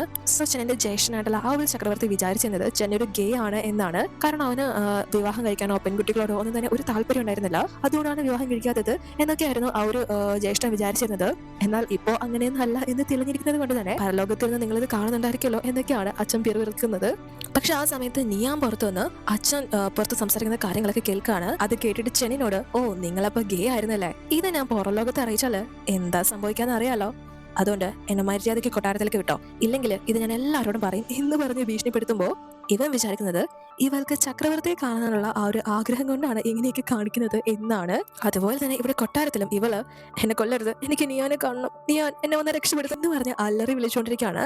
അപ്പോഴേക്കും ചെന്നും നിയാനെയും തൂക്കിയെടുത്ത് അങ്ങോട്ടേക്ക് വരുന്നു. ഹെബ നിയാന്റെ മടിയിലാണല്ലോ ഇരിക്കുന്നത്. അത് കണ്ട് ഇവർക്കൊന്നും മനസ്സിലാവുന്നില്ല. പെട്ടെന്ന് തന്നെ നിയാനാണെങ്കിൽ ഹെബയെ വലിച്ചു മാറ്റി, നിങ്ങൾക്ക് നാണമില്ലേ, എന്റെ സുഹൃത്തിനെ നിങ്ങൾ എന്താ ചെയ്യാൻ ഉദ്ദേശിക്കുന്നത് എന്ന് ചോദിക്കുമ്പോൾ ഹെബ ഭയങ്കരമായിട്ട് പേടിച്ച് ഇയാൾ എന്നെ കൊല്ലാൻ നോക്കുക, കയ്യിൽ എന്നെ കൊല്ലാൻ വേണ്ടി വാളൊക്കെ കരുതി വെച്ചിട്ടുണ്ട് എന്ന് പറയുമ്പോൾ ചെൻ ജിയാനോട് ഓ അപ്പൊ നീ വാളൊക്കെ ആയിട്ടാണോ നടക്കുന്നത് എന്ന് ചോദിച്ച് ഇവര് തമ്മിൽ ചെറിയ കശപിശയും കാര്യങ്ങളൊക്കെ വാക്ക് തീർക്കും പോലെ നടക്കുന്നുണ്ട്. ആരാണ് മികച്ചത് എന്ന രീതിയിലുള്ള ആ ഒരു സംസാരം, അത്തരത്തിലുള്ള സംസാരം. പക്ഷെ അപ്പോഴേക്കും അവരുടെ കണ്ടുപിടിച്ച് ഇവര് രണ്ടുപേരും നൈസിന് അവിടെ കിട്ടിയ ഒരു കട്ടിലിൽ കയറി കിടക്കാണ്. നമ്മളിനി എന്തായാലും പിരിയാൻ പാടില്ല, ഞാൻ നിന്നെ വിട്ടു പോകില്ല എന്നൊക്കെ പറഞ്ഞ് കെട്ടിപ്പിടിച്ച് കിടക്കാണ്. സോ ജിയാനും ചെന്നും അത് കണ്ടുകൊണ്ട് വന്ന് ഇവര് രണ്ടുപേരും വാ ഇവിടെ നിന്ന് പോവാം എന്ന് പറഞ്ഞ് വിളിക്കുന്നു. കാരണം ഈ പെണ്ണുങ്ങൾ രണ്ടും ശത്രുക്കളാണല്ലോ പൊതുവെ. അതുകൊണ്ട് തന്നെ നിയാൻ അടുത്തുള്ളത് ഹെബയ്ക്കും ഹെബ അടുത്തുള്ളത് നിയാനും സേഫ് അല്ല എന്ന രീതിയിലാണ് ഇവര് രണ്ടുപേരും വിളിക്കുന്നത്. പക്ഷേ ഈ പെണ്ണുങ്ങൾ പോകാൻ തയ്യാറാവുന്നില്ല. അതുകൊണ്ട് തന്നെ ഫസ്റ്റ് ജിയാൻ ഒന്നും നോക്കുന്നില്ല. രാജമാതാവ് എന്റെ കൂടെ വന്നില്ലെങ്കിൽ ഞാൻ നിങ്ങളോടൊപ്പം കിടക്കാൻ പോവാണ് എന്ന് പറഞ്ഞ് ഇവൻ ആ ഒരു ബെഡിലേക്ക് കയറി ഇവളോടൊപ്പം കിടക്കാണ്. അപ്പൊ ചെന്നെ വിട്ടു കൊടുക്കുന്നില്ല. നല്ല ഈഗോ ആയിട്ട് നിനക്ക് നാണമില്ലാത്ത സ്ഥിതിക്ക് ഞാനും അത് കാണിക്കുന്നില്ല, എനിക്കത് നോക്കേണ്ട കാര്യമില്ല എന്ന് പറഞ്ഞ് ഇവനും നിയാനോടൊപ്പം അവളുടെ സൈഡിൽ ആ ഒരു ബെഡിൽ കയറി കിടക്കാണ്. പക്ഷെ ഇവന്മാർ എന്താ ഈ ചെയ്യുന്നതെന്ന് ഇവർക്ക് രണ്ടുപേർക്കും പിടിയിട്ടുന്നില്ല. എന്നാൽ അപ്പോഴേക്കും ഇവരുടെ അടുത്തേക്ക് ഹെബയെ കാണാനായിട്ട് ഈ ചക്രവർത്തി ഇവളുടെ ബെഡ്റൂമിലേക്ക് വരികയാണ്. ഇവളെ ഇഷ്ടമാണല്ലോ. ആ രീതിയിൽ അതൊക്കെ സംസാരിക്കാനായിട്ട് കള്ളും കുടിച്ച് ബോധമില്ലാതെയാണ് എത്തിയിരിക്കുന്നത്. പക്ഷെ ഇവര് നാലുപേര് ഒരുമിച്ചാണല്ലോ ആ ഒരു ബെഡിലുള്ളത്. അതുകൊണ്ട് തന്നെ പുറത്തിറങ്ങിയാലും നല്ല സീനാണ്. സോ ഇവന്റെ മുന്നിൽ പെടാതെ ഇവര് നാലുപേരും ആ ഒരു ബെഡിൽ തന്നെ ഇരിക്കാണ്. പക്ഷേ ഈ ചക്രവർത്തി ആണെങ്കിൽ കയ്യിൽ പിടിച്ച് സംസാരിക്കാനായിട്ട് ഇവളുടെ ഹെബയുടെ കയ്യിൽ പിടിക്കാനായിട്ട് ശ്രമിക്കുമ്പോൾ അബദ്ധവശാൽ പിടിച്ചു പോകുന്നത് ജിയാന്റെ കൈകളാണ്. ഈ പൊടനാണെങ്കിൽ അത് മനസ്സിലാവാതെ ഭയങ്കരമായിട്ട് ഇവളോടുള്ള പ്രണയാഭ്യർത്ഥനകളൊക്കെ നടത്തിക്കൊണ്ടിരിക്കുകയാണ്. അതിനിടയിൽ മറ്റേ ഇവളുടെ കൈയും കൂടെ പിടിക്കാനായിട്ട് ശ്രമിക്കുന്നു. പക്ഷെ ജിയാൻ അപ്പോ ചെന്നിന്റെ കൈ പിടിച്ച് ഇവനും പണിയെടുക്കുകയാണ്. പക്ഷെ ചക്രവർത്തിക്കാണെങ്കിൽ അത് മനസ്സിലാവാതെ ഭയങ്കരമായിട്ട് ഇവളോടുള്ള പ്രണയത്തെക്കുറിച്ചുള്ള കാര്യങ്ങളൊക്കെ സംസാരിച്ച് കയ്യിൽ ഉമ്മ വരെ നൽകുന്നുണ്ട് രണ്ടുപേർക്കും. എന്നാൽ മുന്നേ ഹെബയ്ക്ക് ഇയാളോട് പ്രണയം ആയിരുന്നല്ലോ, അതുകൊണ്ട് തന്നെ ഇവളും ഇയാളോടുള്ള ഇഷ്ടവും കാര്യങ്ങളൊക്കെ അറിയിച്ചിട്ടുള്ളതാണ്. സോ നീ അങ്ങനെ പറഞ്ഞത് ഓർമ്മയില്ലേ, ഇങ്ങനെ കാണിച്ചത് ഓർമ്മയില്ല എന്ന രീതിയിലേക്ക് ഇവളോട് ചോദിക്കുമ്പോൾ ഇവൾ അങ്ങനെയൊക്കെ ചെയ്തതെന്ന് ഇവൾക്ക് ഒരു ഓർമ്മയില്ല. അതുകൊണ്ട് തന്നെ ഞാനോ എപ്പോ എന്ന രീതിയിലാണ് ഇവൾ ഇരിക്കുന്നത്. പക്ഷെ അതിനിടയിൽ ഇവർ തമ്മിൽ ആ ഒരു കൈയൊക്കെ പിടിച്ച് അയാളുടെ കയ്യിൽ നിന്ന് മാറ്റുന്നതിനിടയ്ക്ക് തർക്കവും കാര്യങ്ങളൊക്കെ ആവുകയാണ്. സോ രണ്ടുപേരും നല്ല ശക്തിയിൽ ദേഷ്യത്തിൽ ആ ഒരു ബെഡിൽ അടിക്കുന്നത് കൊണ്ട് തന്നെ ഈ ചക്രവർത്തി തെറിച്ച് തറയിൽ വീഴുന്നു. എഴുന്നേറ്റ് നോക്കുമ്പോൾ മുന്നിൽ ഇങ്ങനെയാണ് ഇവരുള്ളത്. മാത്രമല്ല പെട്ടെന്ന് ഈ പെണ്ണുങ്ങളാണെങ്കിൽ ഇയാളുടെ ദേഹത്തോട് തുണിയിട്ടിട്ട് ഇവരെ നാലുപേരും ഒരുമിച്ച് ഇയാൾ കണ്ടാൽ സീനാണല്ലോ. അത് പുറത്തറിയിച്ചാൽ ഈ ഉദ്യോഗസ്ഥർക്കും ഇവർക്കൊക്കെ നല്ല പണി കിട്ടും. മാത്രമല്ല സിസ്റ്റം പറഞ്ഞതുപോലെ ആയിരിക്കില്ല കഥ മുന്നോട്ട് പോകാനായിട്ട് പോകുന്നത്. അതുകൊണ്ട് തന്നെ ഇവരുടെ മിസ്റ്റേക്ക് മറിക്കാനായിട്ട് ഇയാളെ കൊല്ലാനായിട്ട് ഇവർ രണ്ടുപേരും കൂടി ചേർന്ന് ശ്രമിക്കുകയാണ്. പക്ഷെ അത് ഇവർക്ക് കണ്ടുകൊണ്ട് നിൽക്കാനാവുന്നില്ല. കാരണം ഇയാൾ ഒരു പൊട്ടനാണ് എങ്കിൽ പോലും രാജ്യത്തിന്റെ ഭരണാധികാരി ആണല്ലോ, ആ പേരിലാണ് ഇരിക്കുന്നത്. ഇയാളെ കൊന്നു കഴിഞ്ഞാൽ ഇവർക്ക് തന്നെയാണ് പണി കിട്ടാൻ പോകുന്നത്.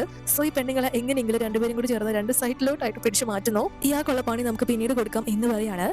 അതിനുശേഷം നമ്മളെ പിറ്റേന്ന് രാവിലെയാണ് കാണുന്നത്. രാവിലെ ചക്രവർത്തി എഴുന്നേറ്റ് വിചാരിക്കുന്നത് ഹെബയോടൊപ്പമാണ് ഇയാൾ നല്ല കഴിഞ്ഞത്. ആ ഒരു ബോധത്തിലാണ് ഇവൻ എഴുന്നേൽക്കുന്നത്. തലേന്ന് സംഭവിച്ച യഥാർത്ഥ കാര്യങ്ങളൊന്നും ഇവന് ഒരു ഓർമ്മയില്ല. പക്ഷെ ഇവരെല്ലാം കൂടെ ചേർന്ന് അവിടെ ഒരു നാടകം അഭിനയിക്കുകയാണ്. ഹെബ ഇയാളോട് വന്ന് ഇയാൾ എന്താ ഇവിടെ എന്നൊന്നും അറിയാത്ത പോലെ ചോദിക്കുന്നു. അതുപോലെ നീയാനും ഇവളുടെ ഹസ്ബൻഡ് ആണല്ലോ മറ്റൊരു പെണ്ണിന്റെ മുറിയിൽ ഉള്ളത്. സോ ഇവനോട് എനിക്കറിയാം നിങ്ങൾക്ക് എന്നെ ഇഷ്ടമാണ്, പക്ഷെ ഇങ്ങനെയൊക്കെ നിങ്ങൾ എന്നോട് ചെയ്യുന്ന ഞാൻ വിചാരിച്ചില്ല എന്ന് പറഞ്ഞ് ഭയങ്കരമായിട്ട് അഭിനയിക്കാണ്. അതുപോലെ ജിയാനും ചെന്നും ഒക്കെ കൂടെ തന്നെയുണ്ട്. സോ ഇന്നലെ ഇവരെ നാലുപേരെയും ഒരുമിച്ച് കണ്ടതായിട്ട് ഇവൻ ഓർത്തെടുക്കാതിരിക്കാനായിട്ടും അത് ആരോടെങ്കിലും പിന്നീട് പറഞ്ഞ് പ്രശ്നം ഉണ്ടാക്കാതിരിക്കാനായിട്ടും അവിടെയുള്ള കുറച്ച് ജോലിക്കാരെ പേടിപ്പിച്ച് മുന്നിൽ നിർത്തിയിട്ട് ഇന്നലെ രാത്രി മുഴുവൻ ഇയാൾ ഇവരോട് അപമര്യാദയായിട്ട് പെരുമാറി, ഇവരുടെ കയ്യിൽ പിടിക്കാൻ ശ്രമിച്ചോ, ഇവരെ ഉപദ്രവിക്കാനൊക്കെ ശ്രമിച്ചോ എന്ന് പറഞ്ഞ് ഭയങ്കരമായിട്ട് ഇയാളെ ഒരു മോശക്കാരനായിട്ട് ചിത്രീകരിക്കുകയാണ്. ഇയാൾ ഇവിടെ നടന്ന കാര്യങ്ങളൊന്നും പുറത്ത് അറിയിക്കാതിരിക്കാനായിട്ട്. പക്ഷെ ചക്രവർത്തിക്കാണെങ്കിൽ ഇവർ പറയുന്ന ഒരു കാര്യങ്ങളും ഓർമ്മയില്ല. പക്ഷെ ഇപ്പൊ ഈ ജോലിക്കാര് അവരെ ഉപദ്രവിക്കാൻ ഇയാളെ ശ്രമിച്ചു എന്നാണല്ലോ പറയുന്നത്. ആ ഒരു കാര്യം സത്യമാണോ അല്ലയോ എന്ന് പോലും മനസ്സിലാവുന്നില്ല. താൻ അങ്ങനെയൊന്നും ചെയ്തിട്ടില്ല എന്ന് പറഞ്ഞ് തന്നെ നിൽക്കാണ്. എന്തായാലും ഇനി ഇത് ഇയാളായിട്ട് പുറത്തറിയിക്കാൻ പോകുന്നില്ലെന്ന് ഇവർക്ക് മനസ്സിലാവുന്നു. കഷ്ടിച്ച് രക്ഷപ്പെട്ടത് കൊണ്ട് തന്നെ ഈ പെണ്ണുങ്ങൾക്ക് വലിയ സന്തോഷമാവുന്നുണ്ട്. പക്ഷെ ശത്രുക്കളായിരുന്നവര് എന്ത് റീസൺ കൊണ്ടാണ് ഇവർ ഇങ്ങനെ മിത്രങ്ങളായി മാറിയത് എന്ന് ഇവർക്ക് രണ്ടുപേർക്കും ഒരു പിടിയും കിട്ടുന്നില്ല. ഇവരറിയുന്നില്ലല്ലോ ശത്രുക്കളുടെ ദേഹത്തേക്ക് കയറിയത് രണ്ട് ബെസ്റ്റ് ഫ്രണ്ട്സ് ആണ് എന്ന്. അതിനുശേഷം ഇവർ രണ്ടുപേരും ഈ ഒരു കൊട്ടാരത്തിലെ സുഖവാസങ്ങളൊക്കെ നല്ല രീതിയിൽ ആസ്വദിച്ചുകൊണ്ടിരിക്കുകയാണ്. ഇനി റിയൽ ലൈഫിലോട്ട് തിരിച്ചു പോകണോ വേണ്ടയോ എന്നാണ് ഇവരുടെ മനസ്സിലേക്ക് ചിന്ത വരുന്നത്. കാരണം പരിചരിക്കാൻ തോഴിമാരുണ്ട്, എന്താവശ്യത്തിനും ഒന്ന് വിളിച്ചാൽ മതി, ഓടിയെത്ത ആളുണ്ട്, ഒരു പണി എടുക്കണ്ട, രാജകുമാരികളായിട്ട് വെറുതെ ഇരുന്നാൽ മതി, എല്ലാ കാര്യങ്ങളും സുഖമായിട്ട് നടന്നോളും. സോ ആ ഒരു കാര്യങ്ങളൊക്കെ പറഞ്ഞിട്ട് ഹെബ ഇവളോട് അല്ല നീ ആ റീജിയനും തമ്മിൽ വല്ലതും നടന്നോ, നിന്നെ കൊണ്ട് അയാൾ പോകുന്നത് കണ്ടല്ലോ എന്ന് ചോദിക്കുമ്പോൾ ഞാൻ പുള്ളിക്കാരൻ ഭയങ്കര നാണക്കാരൻ, ഒന്നിലും വലിയ എക്സ്പീരിയൻസ് ഇല്ല.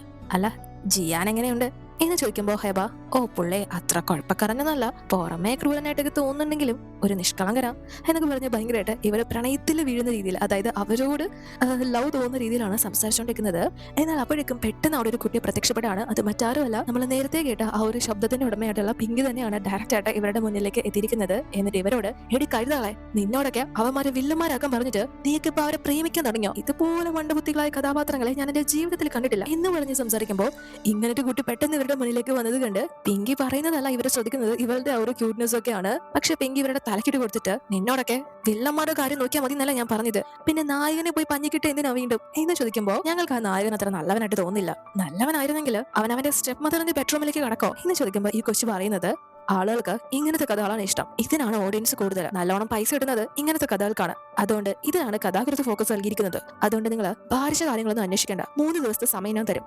അതിനുള്ളിൽ നിങ്ങൾ ആ വില്ലന്മാരെ നാണം കെടുത്തണം, മാനം കെടുത്തിരിക്കണം, എന്ത് ചെയ്തിട്ടാണെങ്കിലും വേണ്ടിയില്ല. പക്ഷെ ചെയ്തില്ലെങ്കിൽ ഞാൻ നിങ്ങളുടെ യഥാർത്ഥ ലോകത്തിലേക്ക് നിങ്ങളെ തിരിച്ചയക്കും. അവിടെ പറഞ്ഞതുപോലെ ഈ സുഖസൗകര്യങ്ങളൊന്നും ഉണ്ടാവില്ല, അത് ഓർമ്മ വേണം എന്ന് പറഞ്ഞ് ഇവരെ ഭീഷണിപ്പെടുത്തിയിട്ട് പോവുകയാണ്. അതുകൊണ്ട് തന്നെ ഇവരിപ്പോ നല്ലോണം പെട്ടിരിക്കുകയാണ്.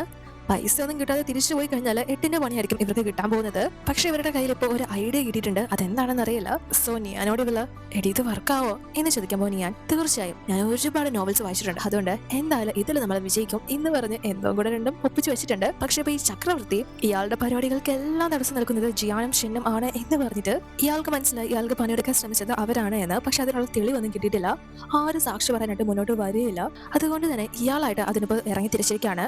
അവരെ രണ്ടുപേരും ഇങ്ങോട്ട് പോ ഇയാളെ വിളിച്ചിട്ടുണ്ട്. സോ അവരുടെ മുന്നിൽ വെച്ച് ഇയാളെ സ്വയമേ ശരീരത്തിലേക്ക് കുത്തും, മരിക്കാൻ ശ്രമിക്കും. അങ്ങനെ ഒരു രാജാവിന്റെ വധശ്രമത്തിന് കാരണക്കാരനായാല് എന്തായാലും അവർക്കെതിരെ ജനം തിരിയും, ഇയാളുടെ കൂടെ ഉള്ളവരെല്ലാം സാക്ഷി പറയണം. അങ്ങനെ ജനം അവർക്ക് നേരെ തിരിഞ്ഞ് അവരെ വെറുത്തു കഴിഞ്ഞാല് ഇവിടുത്തെ ഒരേ ഒരു ഭരണാധികാരിയായിട്ട് ഇയാൾ മാത്രമാവും എന്ന് പറഞ്ഞ് ഇയാളിപ്പോ സ്വയമേ ഒരു പ്ലാൻ ഉണ്ടാക്കിയേക്കാണ്. ചെന്നും ഈ ചക്രവർത്തി വിളിച്ചത് കൊണ്ട് തന്നെ ഇയാളെ കാണാനായിട്ട് വരുന്നുണ്ട്. ആ ഒരു കാര്യം അനൗൺസ്മെന്റ് ചെയ്യുന്നത് കൊണ്ട് തന്നെ ഇയാളും കത്തിയെടുത്ത് തയ്യാറായിട്ട് നിൽക്കാണ്. പക്ഷെ ചെന്നും അകത്തേക്ക് കടക്കാനായി വരുന്നു. എന്നാൽ പെട്ടെന്ന് ഒരു ഭടം വന്നിട്ട് രാജകുമാരി നിങ്ങൾക്ക് വേണ്ടി കാത്തിരിപ്പുണ്ട് എന്ന് പറയാണ്. അതുകൊണ്ട് തന്നെ ഇവൻ ഈ ഒരു ചക്രവർത്തിയെ കാണാനായിട്ട് പ്രവേശിക്കുന്നില്ല, അവിടെ നിന്ന് പോവാണ്. എന്നാൽ ഈ പൊട്ടൻ അതിനു മുന്നേ തന്നെ ചെൻ അകത്തേക്ക് വരുന്നതിന് മുന്നേ സ്വയം കുത്തി പരിക്കേൽപ്പിച്ചു. ഫസ്റ്റ് പണി തന്നെ പാളിയിരിക്കുകയാണ്. കുഴപ്പമില്ല, രണ്ടാമതും ഒരാളും കൂടെ വരാനുണ്ടല്ലോ, അവനെങ്കിലും അടിച്ചിടണം എന്ന് വിചാരിച്ച് നിൽക്കാണ്. അപ്പോഴേക്ക് രണ്ടാമത് ജിയാനും അങ്ങോട്ടേക്ക് വരുന്നുണ്ട് എന്നൊരു അറിയിപ്പ് കിട്ടുന്നു. പക്ഷെ ഇവനും അങ്ങോട്ടേക്ക് വന്ന് വാതിൽ തുറക്കാനായിട്ട് വരുമ്പോൾ കറക്റ്റ് വേറൊരു ഭടം വന്നിട്ട് ഹെബ രാജമാതാവ് നിങ്ങളെ കാത്തിരിപ്പുണ്ട് എന്ന് പറയാണ്. അതുകൊണ്ട് തന്നെ ഇവനും ചക്രവർത്തിയുടെ അടുത്തേക്ക് പോകുന്നില്ല, ഞാൻ നിങ്ങളെ പിന്നെ വന്ന് കണ്ടോളാം എന്ന് പറഞ്ഞിട്ട് പോവാണ്. അപ്പോഴും ഇവൻ അങ്ങോട്ടേക്ക് വരുമ്പോ തന്നെ ഇയാളെ എടുത്ത് ചാടി ഇയാളെ വീണ്ടും കുത്തിയിട്ടുണ്ടായിരുന്നു. രണ്ടാമത്തെ കുത്താണല്ലോ, സോ അതും കൂടി താങ്ങാനുള്ള ശേഷി ഇല്ലാത്തത് കൊണ്ട് തന്നെ ചത്തില്ല, പക്ഷെ ബോധം പോയി അവിടെ കിടക്കുന്നു. അവരാരും തന്നെ ഇയാളുടെ അടുത്തേക്ക് എത്തുകയോ സംസാരിക്കുകയോ കാണുകയോ ഒന്നും തന്നെ ചെയ്തിട്ടില്ല. അതുകൊണ്ട് തന്നെ ഇയാൾക്ക് അവിടെ ഒരു വിധത്തിലും അവരെ തോൽപ്പിക്കാനോ ഒന്നും തന്നെ പറ്റില്ല. അവരെ വീഴ്ത്താൻ നോക്കി ഇപ്പോൾ വീണിരിക്കുന്നത് ഇയാളാണ്. എന്നാൽ അപ്പോഴേക്കും ഇവിടെ നിയാൻ കാണാൻ വിളിപ്പിച്ചത് കൊണ്ട് തന്നെ ചെൻ ഇവളുടെ അടുത്തേക്ക് എത്തുന്നു. പക്ഷെ ഇവൻ അങ്ങോട്ടേക്ക് എത്തുമ്പോൾ ഇവളെ കുളിക്കാനൊക്കെ ഡ്രസ്സ് കഴിച്ച് അങ്ങനെ ഒരു കോലത്തിലാണ് ഉള്ളത്.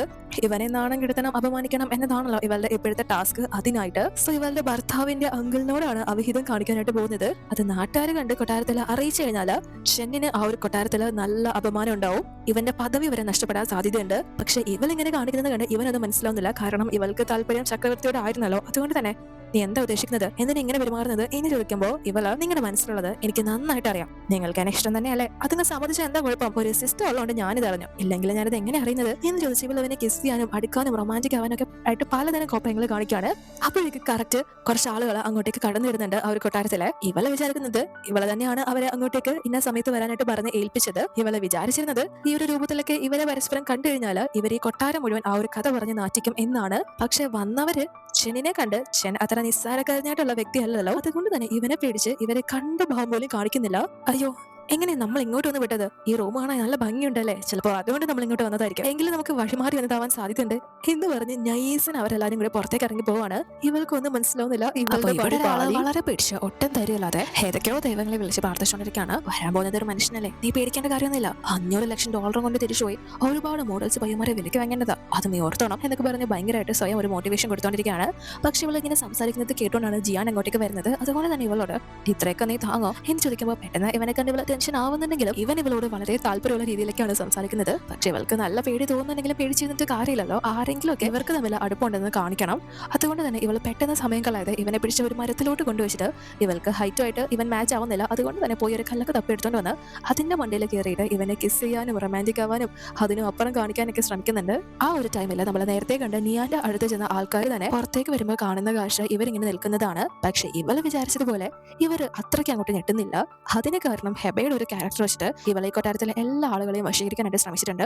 അത്രയും മോശപ്പെട്ട ഒരു ക്യാരക്ടറാണ്. അതുകൊണ്ട് തന്നെ ഇവിടെ ഉള്ളവർക്ക് അതൊക്കെ കണ്ടു മടുത്ത് കിടക്കുന്ന കാര്യമാണ്, പുതിയൊരു സംഭവം എന്നല്ല. സോ ഇവളോട് രാജമാതാവ് അല്പമെങ്കിലും ഒന്ന് മര്യാദ കാണിച്ചൂടെ എന്ന് ചോദിച്ച ആ ഒരു റെസ്പെക്റ്റിൽ ഉയർന്ന പോസ്റ്റിലൊക്കെ ഇരിക്കുന്ന ഒരു വ്യക്തിയാണല്ലോ. അതുകൊണ്ട് തന്നെ ഒന്നും മിണ്ടാതെ സഹിയിട്ട് പോവാണ്. പക്ഷെ ഇവൾക്ക് ഒന്നും മനസ്സിലാവുന്നില്ല അവരെന്താണ് ഇത്രയും വലിയൊരു കാര്യം കണ്ടിട്ട് ഞെട്ടാതെ പോകുന്നതെന്ന്. അതിനെപ്പറ്റി ജിയാനോട് ചോദിക്കുമ്പോൾ ഇവൻ തന്നെ ഇവളുടെ സ്വഭാവ സവിശേഷതകൾ ഇവളോട് തന്നെ പറഞ്ഞു കൊടുക്കുന്നുണ്ട്. ആ ഒരു ടൈമിലാണ് ഇവളുടെ ക്യാരക്ടർ അത്രയൊക്കെ കാണിച്ചു കൂടിയിട്ടുണ്ട് എന്ന കാര്യം ഇവളും തിരിച്ചറിയുന്നത്. അതായത് ഇവിടെയുള്ള സെർവൻസിന് പോലും ഇവളെ വശീകരിക്കാനായിട്ട് ശ്രമിച്ചിട്ടുണ്ട്, ആ ഒരു ചക്രവർത്തി മാത്രമല്ല. എന്നാൽ ആ ഒരു ടൈമിൽ ജിയാൻ ആണെങ്കിൽ ഇവളെ ഇഷ്ടമാണല്ലോ. അതുകൊണ്ട് തന്നെ പെട്ടെന്ന് ആ ഒരു ടൈമിൽ ഇവളെ കിസ് ചെയ്യാണ്. എന്നാൽ ഇവൾക്ക് അത് ഇഷ്ടപ്പെടുന്നില്ല. അതുകൊണ്ട് തന്നെ നിങ്ങൾ എന്ത് പണിയാണ് കാണിച്ചത്, എന്നോട് തന്നെ ഇങ്ങനെ ചെയ്തത് എന്നൊക്കെ ചോദിച്ച് ബഹളം വെക്കുമ്പോൾ ഞാൻ ഇവളുടെ ആ ഒരു ഉദ്ദേശം മനസ്സിലാക്കിയിട്ട് തന്നെ ഞാൻ നിന്നെ സഹായിക്കാം. നീ എന്നെ നാണം കെടുത്താനല്ലേ ഉദ്ദേശിക്കുന്നത്, അതിനൊരു വഴിയുണ്ട്. നീ ഇന്ന് രാത്രി എന്നോടൊപ്പം ചിലവിടുകയാണെങ്കിൽ ഈ കൊട്ടാരത്തിൽ എല്ലാവരും ആ ഒരു കാര്യം അറിയും, ഞാൻ നാണം കെട്ടവനായി തീരും, നീ തന്നെ വിജയിക്കും എന്ന് പറയുമ്പോൾ ഈ മണ്ടിപ്പെണ്ണ് വിചാരിക്കുന്നത് ഇവളെ ഹെൽപ്പ് ചെയ്യാൻ വേണ്ടിയിട്ടായിരിക്കും ഇവനിങ്ങനെ ഒരു കാര്യം പറയുന്നത് എന്നാണ്.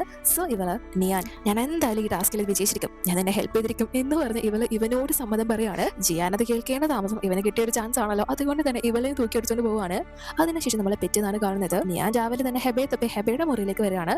ഒരു വയ്യാത്തൊരു കണ്ടീഷനിലാണ് വരുന്നത്, എന്താ പറ്റിയെന്ന് അറിയില്ല. ആ ഒരു ടൈമിൽ ഇവളെ നോക്കുമ്പോൾ ഹെബയുടെ മുറിയിൽ നിന്ന് ജിയാൻ പുറത്തേക്ക് ഇറങ്ങി പോകുന്നത് കാണാണ്. ഇവൾക്കൊന്നും മനസ്സിലാവുന്നില്ല. അകത്തോട്ട് വരുമ്പോൾ എല്ലാം മനസ്സിലാവുന്നുണ്ട്. അതുകൊണ്ട് തന്നെ ഓടി വന്ന് ഹെബ, എന്റെ ബെസ്റ്റ് ഫ്രണ്ട് 23 വർഷം കൊണ്ട് കാത്തു സൂക്ഷിച്ച് എല്ലാം ഈ നശിച്ച പുരാതന ലോകത്ത് കൊണ്ടുവന്ന് നീ തൊലച്ചോ എന്ന് ചോദിക്കുമ്പോൾ ഇവളെ അപ്പോഴും വിശ്വസിക്കുന്നത് ജിയാൻ ഇവളെ ഹെൽപ്പ് ചെയ്യാൻ ചെയ്ത കാര്യങ്ങളാണ് എന്നാണ്. അതുകൊണ്ട് തന്നെ നീ വിഷമിക്കേണ്ട, നീ തന്ന ടാസ്ക് ഞാൻ നന്നായിട്ട് കംപ്ലീറ്റ് ചെയ്തിട്ടുണ്ട്. ഈ കാര്യം ഇവിടെ എല്ലാവരും അറിഞ്ഞോളൂ, പേടിക്കണ്ട. അല്ല നീ ഒന്നല്ല തിരിച്ചെത്തിയില്ലല്ലോ, ചെന്നുമായിട്ട് എങ്ങനെയുണ്ടായിരുന്നു എന്ന് ചോദിക്കുമ്പോൾ ഇവൾക്ക് നല്ല പണിയാണ് കിട്ടിയത്. എങ്ങനെയാണെന്ന് വെച്ചാൽ ചെന്നനോട് ഇവളെ അടുക്കാനൊക്കെ ആയിട്ട് ശ്രമിച്ചിട്ടുണ്ടായിരുന്നല്ലോ. ഇവളുടെ ഉദ്ദേശം മനസ്സിലാക്കിയിട്ട്, അതായത് ഇവനെ അപമാനിക്കാനാണ് ഇവളെ ശ്രമിക്കുന്നത് എന്ന് മനസ്സിലാക്കിയിട്ട് നല്ല പണിഷ്മെന്റ് ഇവൻ ഇവർക്ക് കൊടുത്തിട്ടുണ്ടായിരുന്നു. സോ അതിന്റെ ഫലമായിട്ടാണ് രാവിലെ നടക്കാൻ പോലും ആവാത്തൊരു കണ്ടീഷനിൽ ഇവളിങ്ങോട്ട് എത്തിയത്. എന്നാൽ ആ ഒരു കാര്യമൊന്നും ഇവൾ പറയുന്നില്ല. അതൊന്നും എനിക്ക് ഓർക്കാൻ താല്പര്യമില്ല എന്ന് മാത്രമാണ് പറയുന്നത്. എന്നാൽ അപ്പോഴേക്കും ഇവരുടെ മുന്നിൽ പിങ്കി പ്രത്യക്ഷപ്പെട്ട് ഒരു പ്രധാന അറിയിപ്പുണ്ട്. കഥയിൽ പുതിയ ചില രംഗങ്ങളോടെ ആഡ് ചെയ്തിട്ടുണ്ട്, പണി ഇരട്ടിയാണ് എന്ന് പറയുമ്പോൾ ഞാൻ വിചാരിക്കുന്നത് ഇവള് കൃത്യമായിട്ട് ആ ഒരു ഡ്യൂട്ടി നിർവഹിക്കാത്തത് കൊണ്ടായിരിക്കും ചിലപ്പോൾ ആ ഒരു സംഭവങ്ങൾ ഉണ്ടായത് എന്നാണ്. പക്ഷെ പിങ്കി ആ ഒരു കാര്യത്തിൽ ഇവരെ കുറ്റപ്പെടുത്തുന്നില്ല. ചിലപ്പോൾ ഞാൻ നിങ്ങൾക്ക് ശരിയായിട്ടുള്ള രീതിയിൽ കാര്യങ്ങൾ പറഞ്ഞു തരാത്തതുകൊണ്ടായിരിക്കും ഈ അവസ്ഥയിൽ നിങ്ങൾ കാര്യങ്ങൾ കൊണ്ട് എത്തിച്ചത്. എന്തായാലും അതുവിട്ടേക്ക് നിങ്ങളുടെ അടുത്ത ഡ്യൂട്ടി വന്നിരിക്കുക. രാജ്യത്തോടനീളം പട്ടിണിയും വരൾച്ചയും ബാധിച്ചിരിക്കുകയാണ്. അതുകൊണ്ട് ആളുകളെല്ലാം തലസ്ഥാനത്തേക്ക് ഒഴുകി വരാൻ തുടങ്ങിയിട്ടുണ്ട്. അവരുടെ ക്യാമ്പുകളിൽ ചക്രവർത്തി എല്ലാ കാര്യങ്ങളും നിർവഹിക്കാനായിട്ട് ചുമതല ഏർപ്പെടുത്തിയിരിക്കുന്നത് ഞാനും ശനിനും ആയിരിക്കും. പക്ഷെ നിങ്ങൾ അവിടെ എത്തുന്ന ദുരിതാശ്വാസകരുടെ ഭക്ഷണത്തിൽ വിഷം കലർത്തണം. ലാസ്റ്റ് അത് ആ വില്ലന്മാരുടെ തലയിൽ കൊണ്ടുവെക്കണം. അതിനുള്ള വഴിയൊക്കെ നിങ്ങൾ എങ്ങനെയെങ്കിലും കണ്ടെത്തിക്കോണം. പക്ഷെ ലാസ്റ്റ് അത് വില്ലന്മാരുടെ തലയിൽ തന്നെ കൊണ്ടെത്തിച്ചോണം. അതാണ് നിങ്ങളുടെ ജോലി എന്ന് പറയുമ്പോൾ അയ്യോ, അത് ഞങ്ങൾ എന്തിനാ ചെയ്യുന്നത്, അവര് പാവങ്ങളല്ലേ, ഇതുവരെ ഒരു തെറ്റുപോലും ചെയ്യുന്നത് ഞങ്ങൾ കണ്ടിട്ടില്ല. ഞങ്ങൾ ഒരുപാട് അതിക്രമങ്ങൾ അവരോട് ചെയ്തിട്ടുപോലും അവർ ഞങ്ങളുടെ മോശമായി ഒന്നും തന്നെ തിരിച്ച് പ്രതികരിച്ചിട്ടില്ല. അങ്ങനെയുള്ളവര് എങ്ങനെയാ വില്ലന്മാരാവുന്നത്? ഇത്രയും വലിയ ശിക്ഷയൊക്കെ അവർക്ക് നൽകുന്നത് എന്തിനാ? മാത്രമല്ല കൊല്ലാൻ പോകുന്നത് മനുഷ്യരല്ലേ, അത് ഞങ്ങളെ കൊണ്ട് എങ്ങനെയാ സാധിക്കുന്നത് എന്ന് ചോദിക്കുമ്പോൾ പിങ്കി ഇവരോട് പറയുന്നത് അത് ജസ്റ്റ് കഥാപാത്രങ്ങളല്ലേ, വെറും പേപ്പർ കഷ്ണങ്ങൾ മാത്രമാണ്, യഥാർത്ഥ മനുഷ്യരൊന്നുമല്ല. ഇത് വേറൊരു കഥയാണ്. പിന്നെ വില്ലന്മാരുടെ കാര്യം, അവസാനം അവര് ഏറ്റവും ക്രൂരന്മാരാകേണ്ടി വരുന്ന ആളുകളാണ്. അതുകൊണ്ട് ഇതൊന്നും വലിയ കാര്യമല്ല, നിങ്ങൾ ഇത് എന്തായാലും ചെയ്തേ പറ്റും, ഇല്ലെങ്കിൽ ഞാൻ നിങ്ങളെ എന്തായാലും നിങ്ങളുടെ യഥാർത്ഥ ലോകത്തിലേക്ക് കൊണ്ടെത്തിക്കും എന്ന് പറഞ്ഞ് ഭീഷണിപ്പെടുത്താണ്. പക്ഷെ ഇവർക്ക് അതിനോട് ഒരു താല്പര്യമില്ല. അതുപോലെ തന്നെ ഇവരുടെ തലസ്ഥാനത്തേക്ക് ഇപ്പോൾ ജനങ്ങളെ ഒഴുകിക്കൊണ്ട് വരാൻ തുടങ്ങിയിട്ടുണ്ട്. സോ ചക്രവർത്തി ചെന്നനെയും ജിയാനെയൊക്കെ വിളിപ്പിച്ച് നിർത്തിയിട്ട് ഇവരോട് ആ ഒരു ദുരിതാശ്വാസ ക്യാമ്പിന് വേണ്ട എല്ലാ കാര്യങ്ങളും ചെയ്തു കൊടുക്കണം. ഏറ്റവും നല്ല രീതിയിൽ ഇവരിൽ ആരാണോ പെർഫോം ചെയ്യുന്നത് അവർക്ക് ഞാൻ മന്ത്രിസ്ഥാനം വരെ നൽകും എന്ന് പറഞ്ഞ് ഇവരെ ആ ഒരു ചുമതല ഏൽപ്പിക്കുകയാണ്. ഇവരുടെ തലയിൽ അത് വെച്ചുകൊടുക്കലാണ് മെയിൻ ഉദ്ദേശം. എന്തായാലും ഇവർ രണ്ടുപേരും അതിനുവേണ്ടി മത്സരിക്കുമെന്ന് ചക്രവർത്തിക്ക് അറിയാം. അതുകൊണ്ട് തന്നെ ആ ഒരു മന്ത്രിസ്ഥാനത്തിന് വേണ്ടി ഇവർ നന്നായിട്ട് പോരാടും. അതിനിടയിൽ ജനങ്ങൾ വന്നുവിടും, അവർക്ക് ബുദ്ധിമുട്ടുകൾ ഉണ്ടാകും. ലാസ്റ്റ് ഇവരുടെ മുകളിലൂടെ എല്ലാ തെറ്റും കൂടെ ജനം ചൂണ്ടിക്കാട്ടും, ഇവരെ കുറ്റക്കാരാക്കും. ജനങ്ങൾക്ക് വേണ്ട കാര്യങ്ങൾ നേരെ ജോലി നോക്കി നടത്താൻ പറ്റിയില്ലെങ്കിൽ ഇവരെ എന്തായാലും ജനങ്ങൾ കരിവാരത്തേക്കാൻ തുടങ്ങുമല്ലോ. ഇയാൾക്ക് അവിടെ അപ്പോൾ നല്ല റോൾ കളിക്കാൻ പറ്റും. ഇയാൾക്ക് ഹീറോ ആവാൻ കിട്ടുന്ന ഒരു ചാൻസ് കൂടിയാണ്. സോ ഇവർ തമ്മിൽ ഇപ്പോൾ തെറ്റിപ്പിക്കുക എന്നുള്ളതാണ് ഇയാളുടെ ഉദ്ദേശം. ആ ഒരു ഉദ്ദേശത്തിലാണ് ആ ഒരു ദൗത്യം ഇവരെ ഏൽപ്പിക്കുന്നതും. പക്ഷെ അതിനാവശ്യമായിട്ടുള്ള പൈസയോ കാര്യങ്ങളോ ഒന്നും തന്നെ ഇയാൾ നൽകില്ല.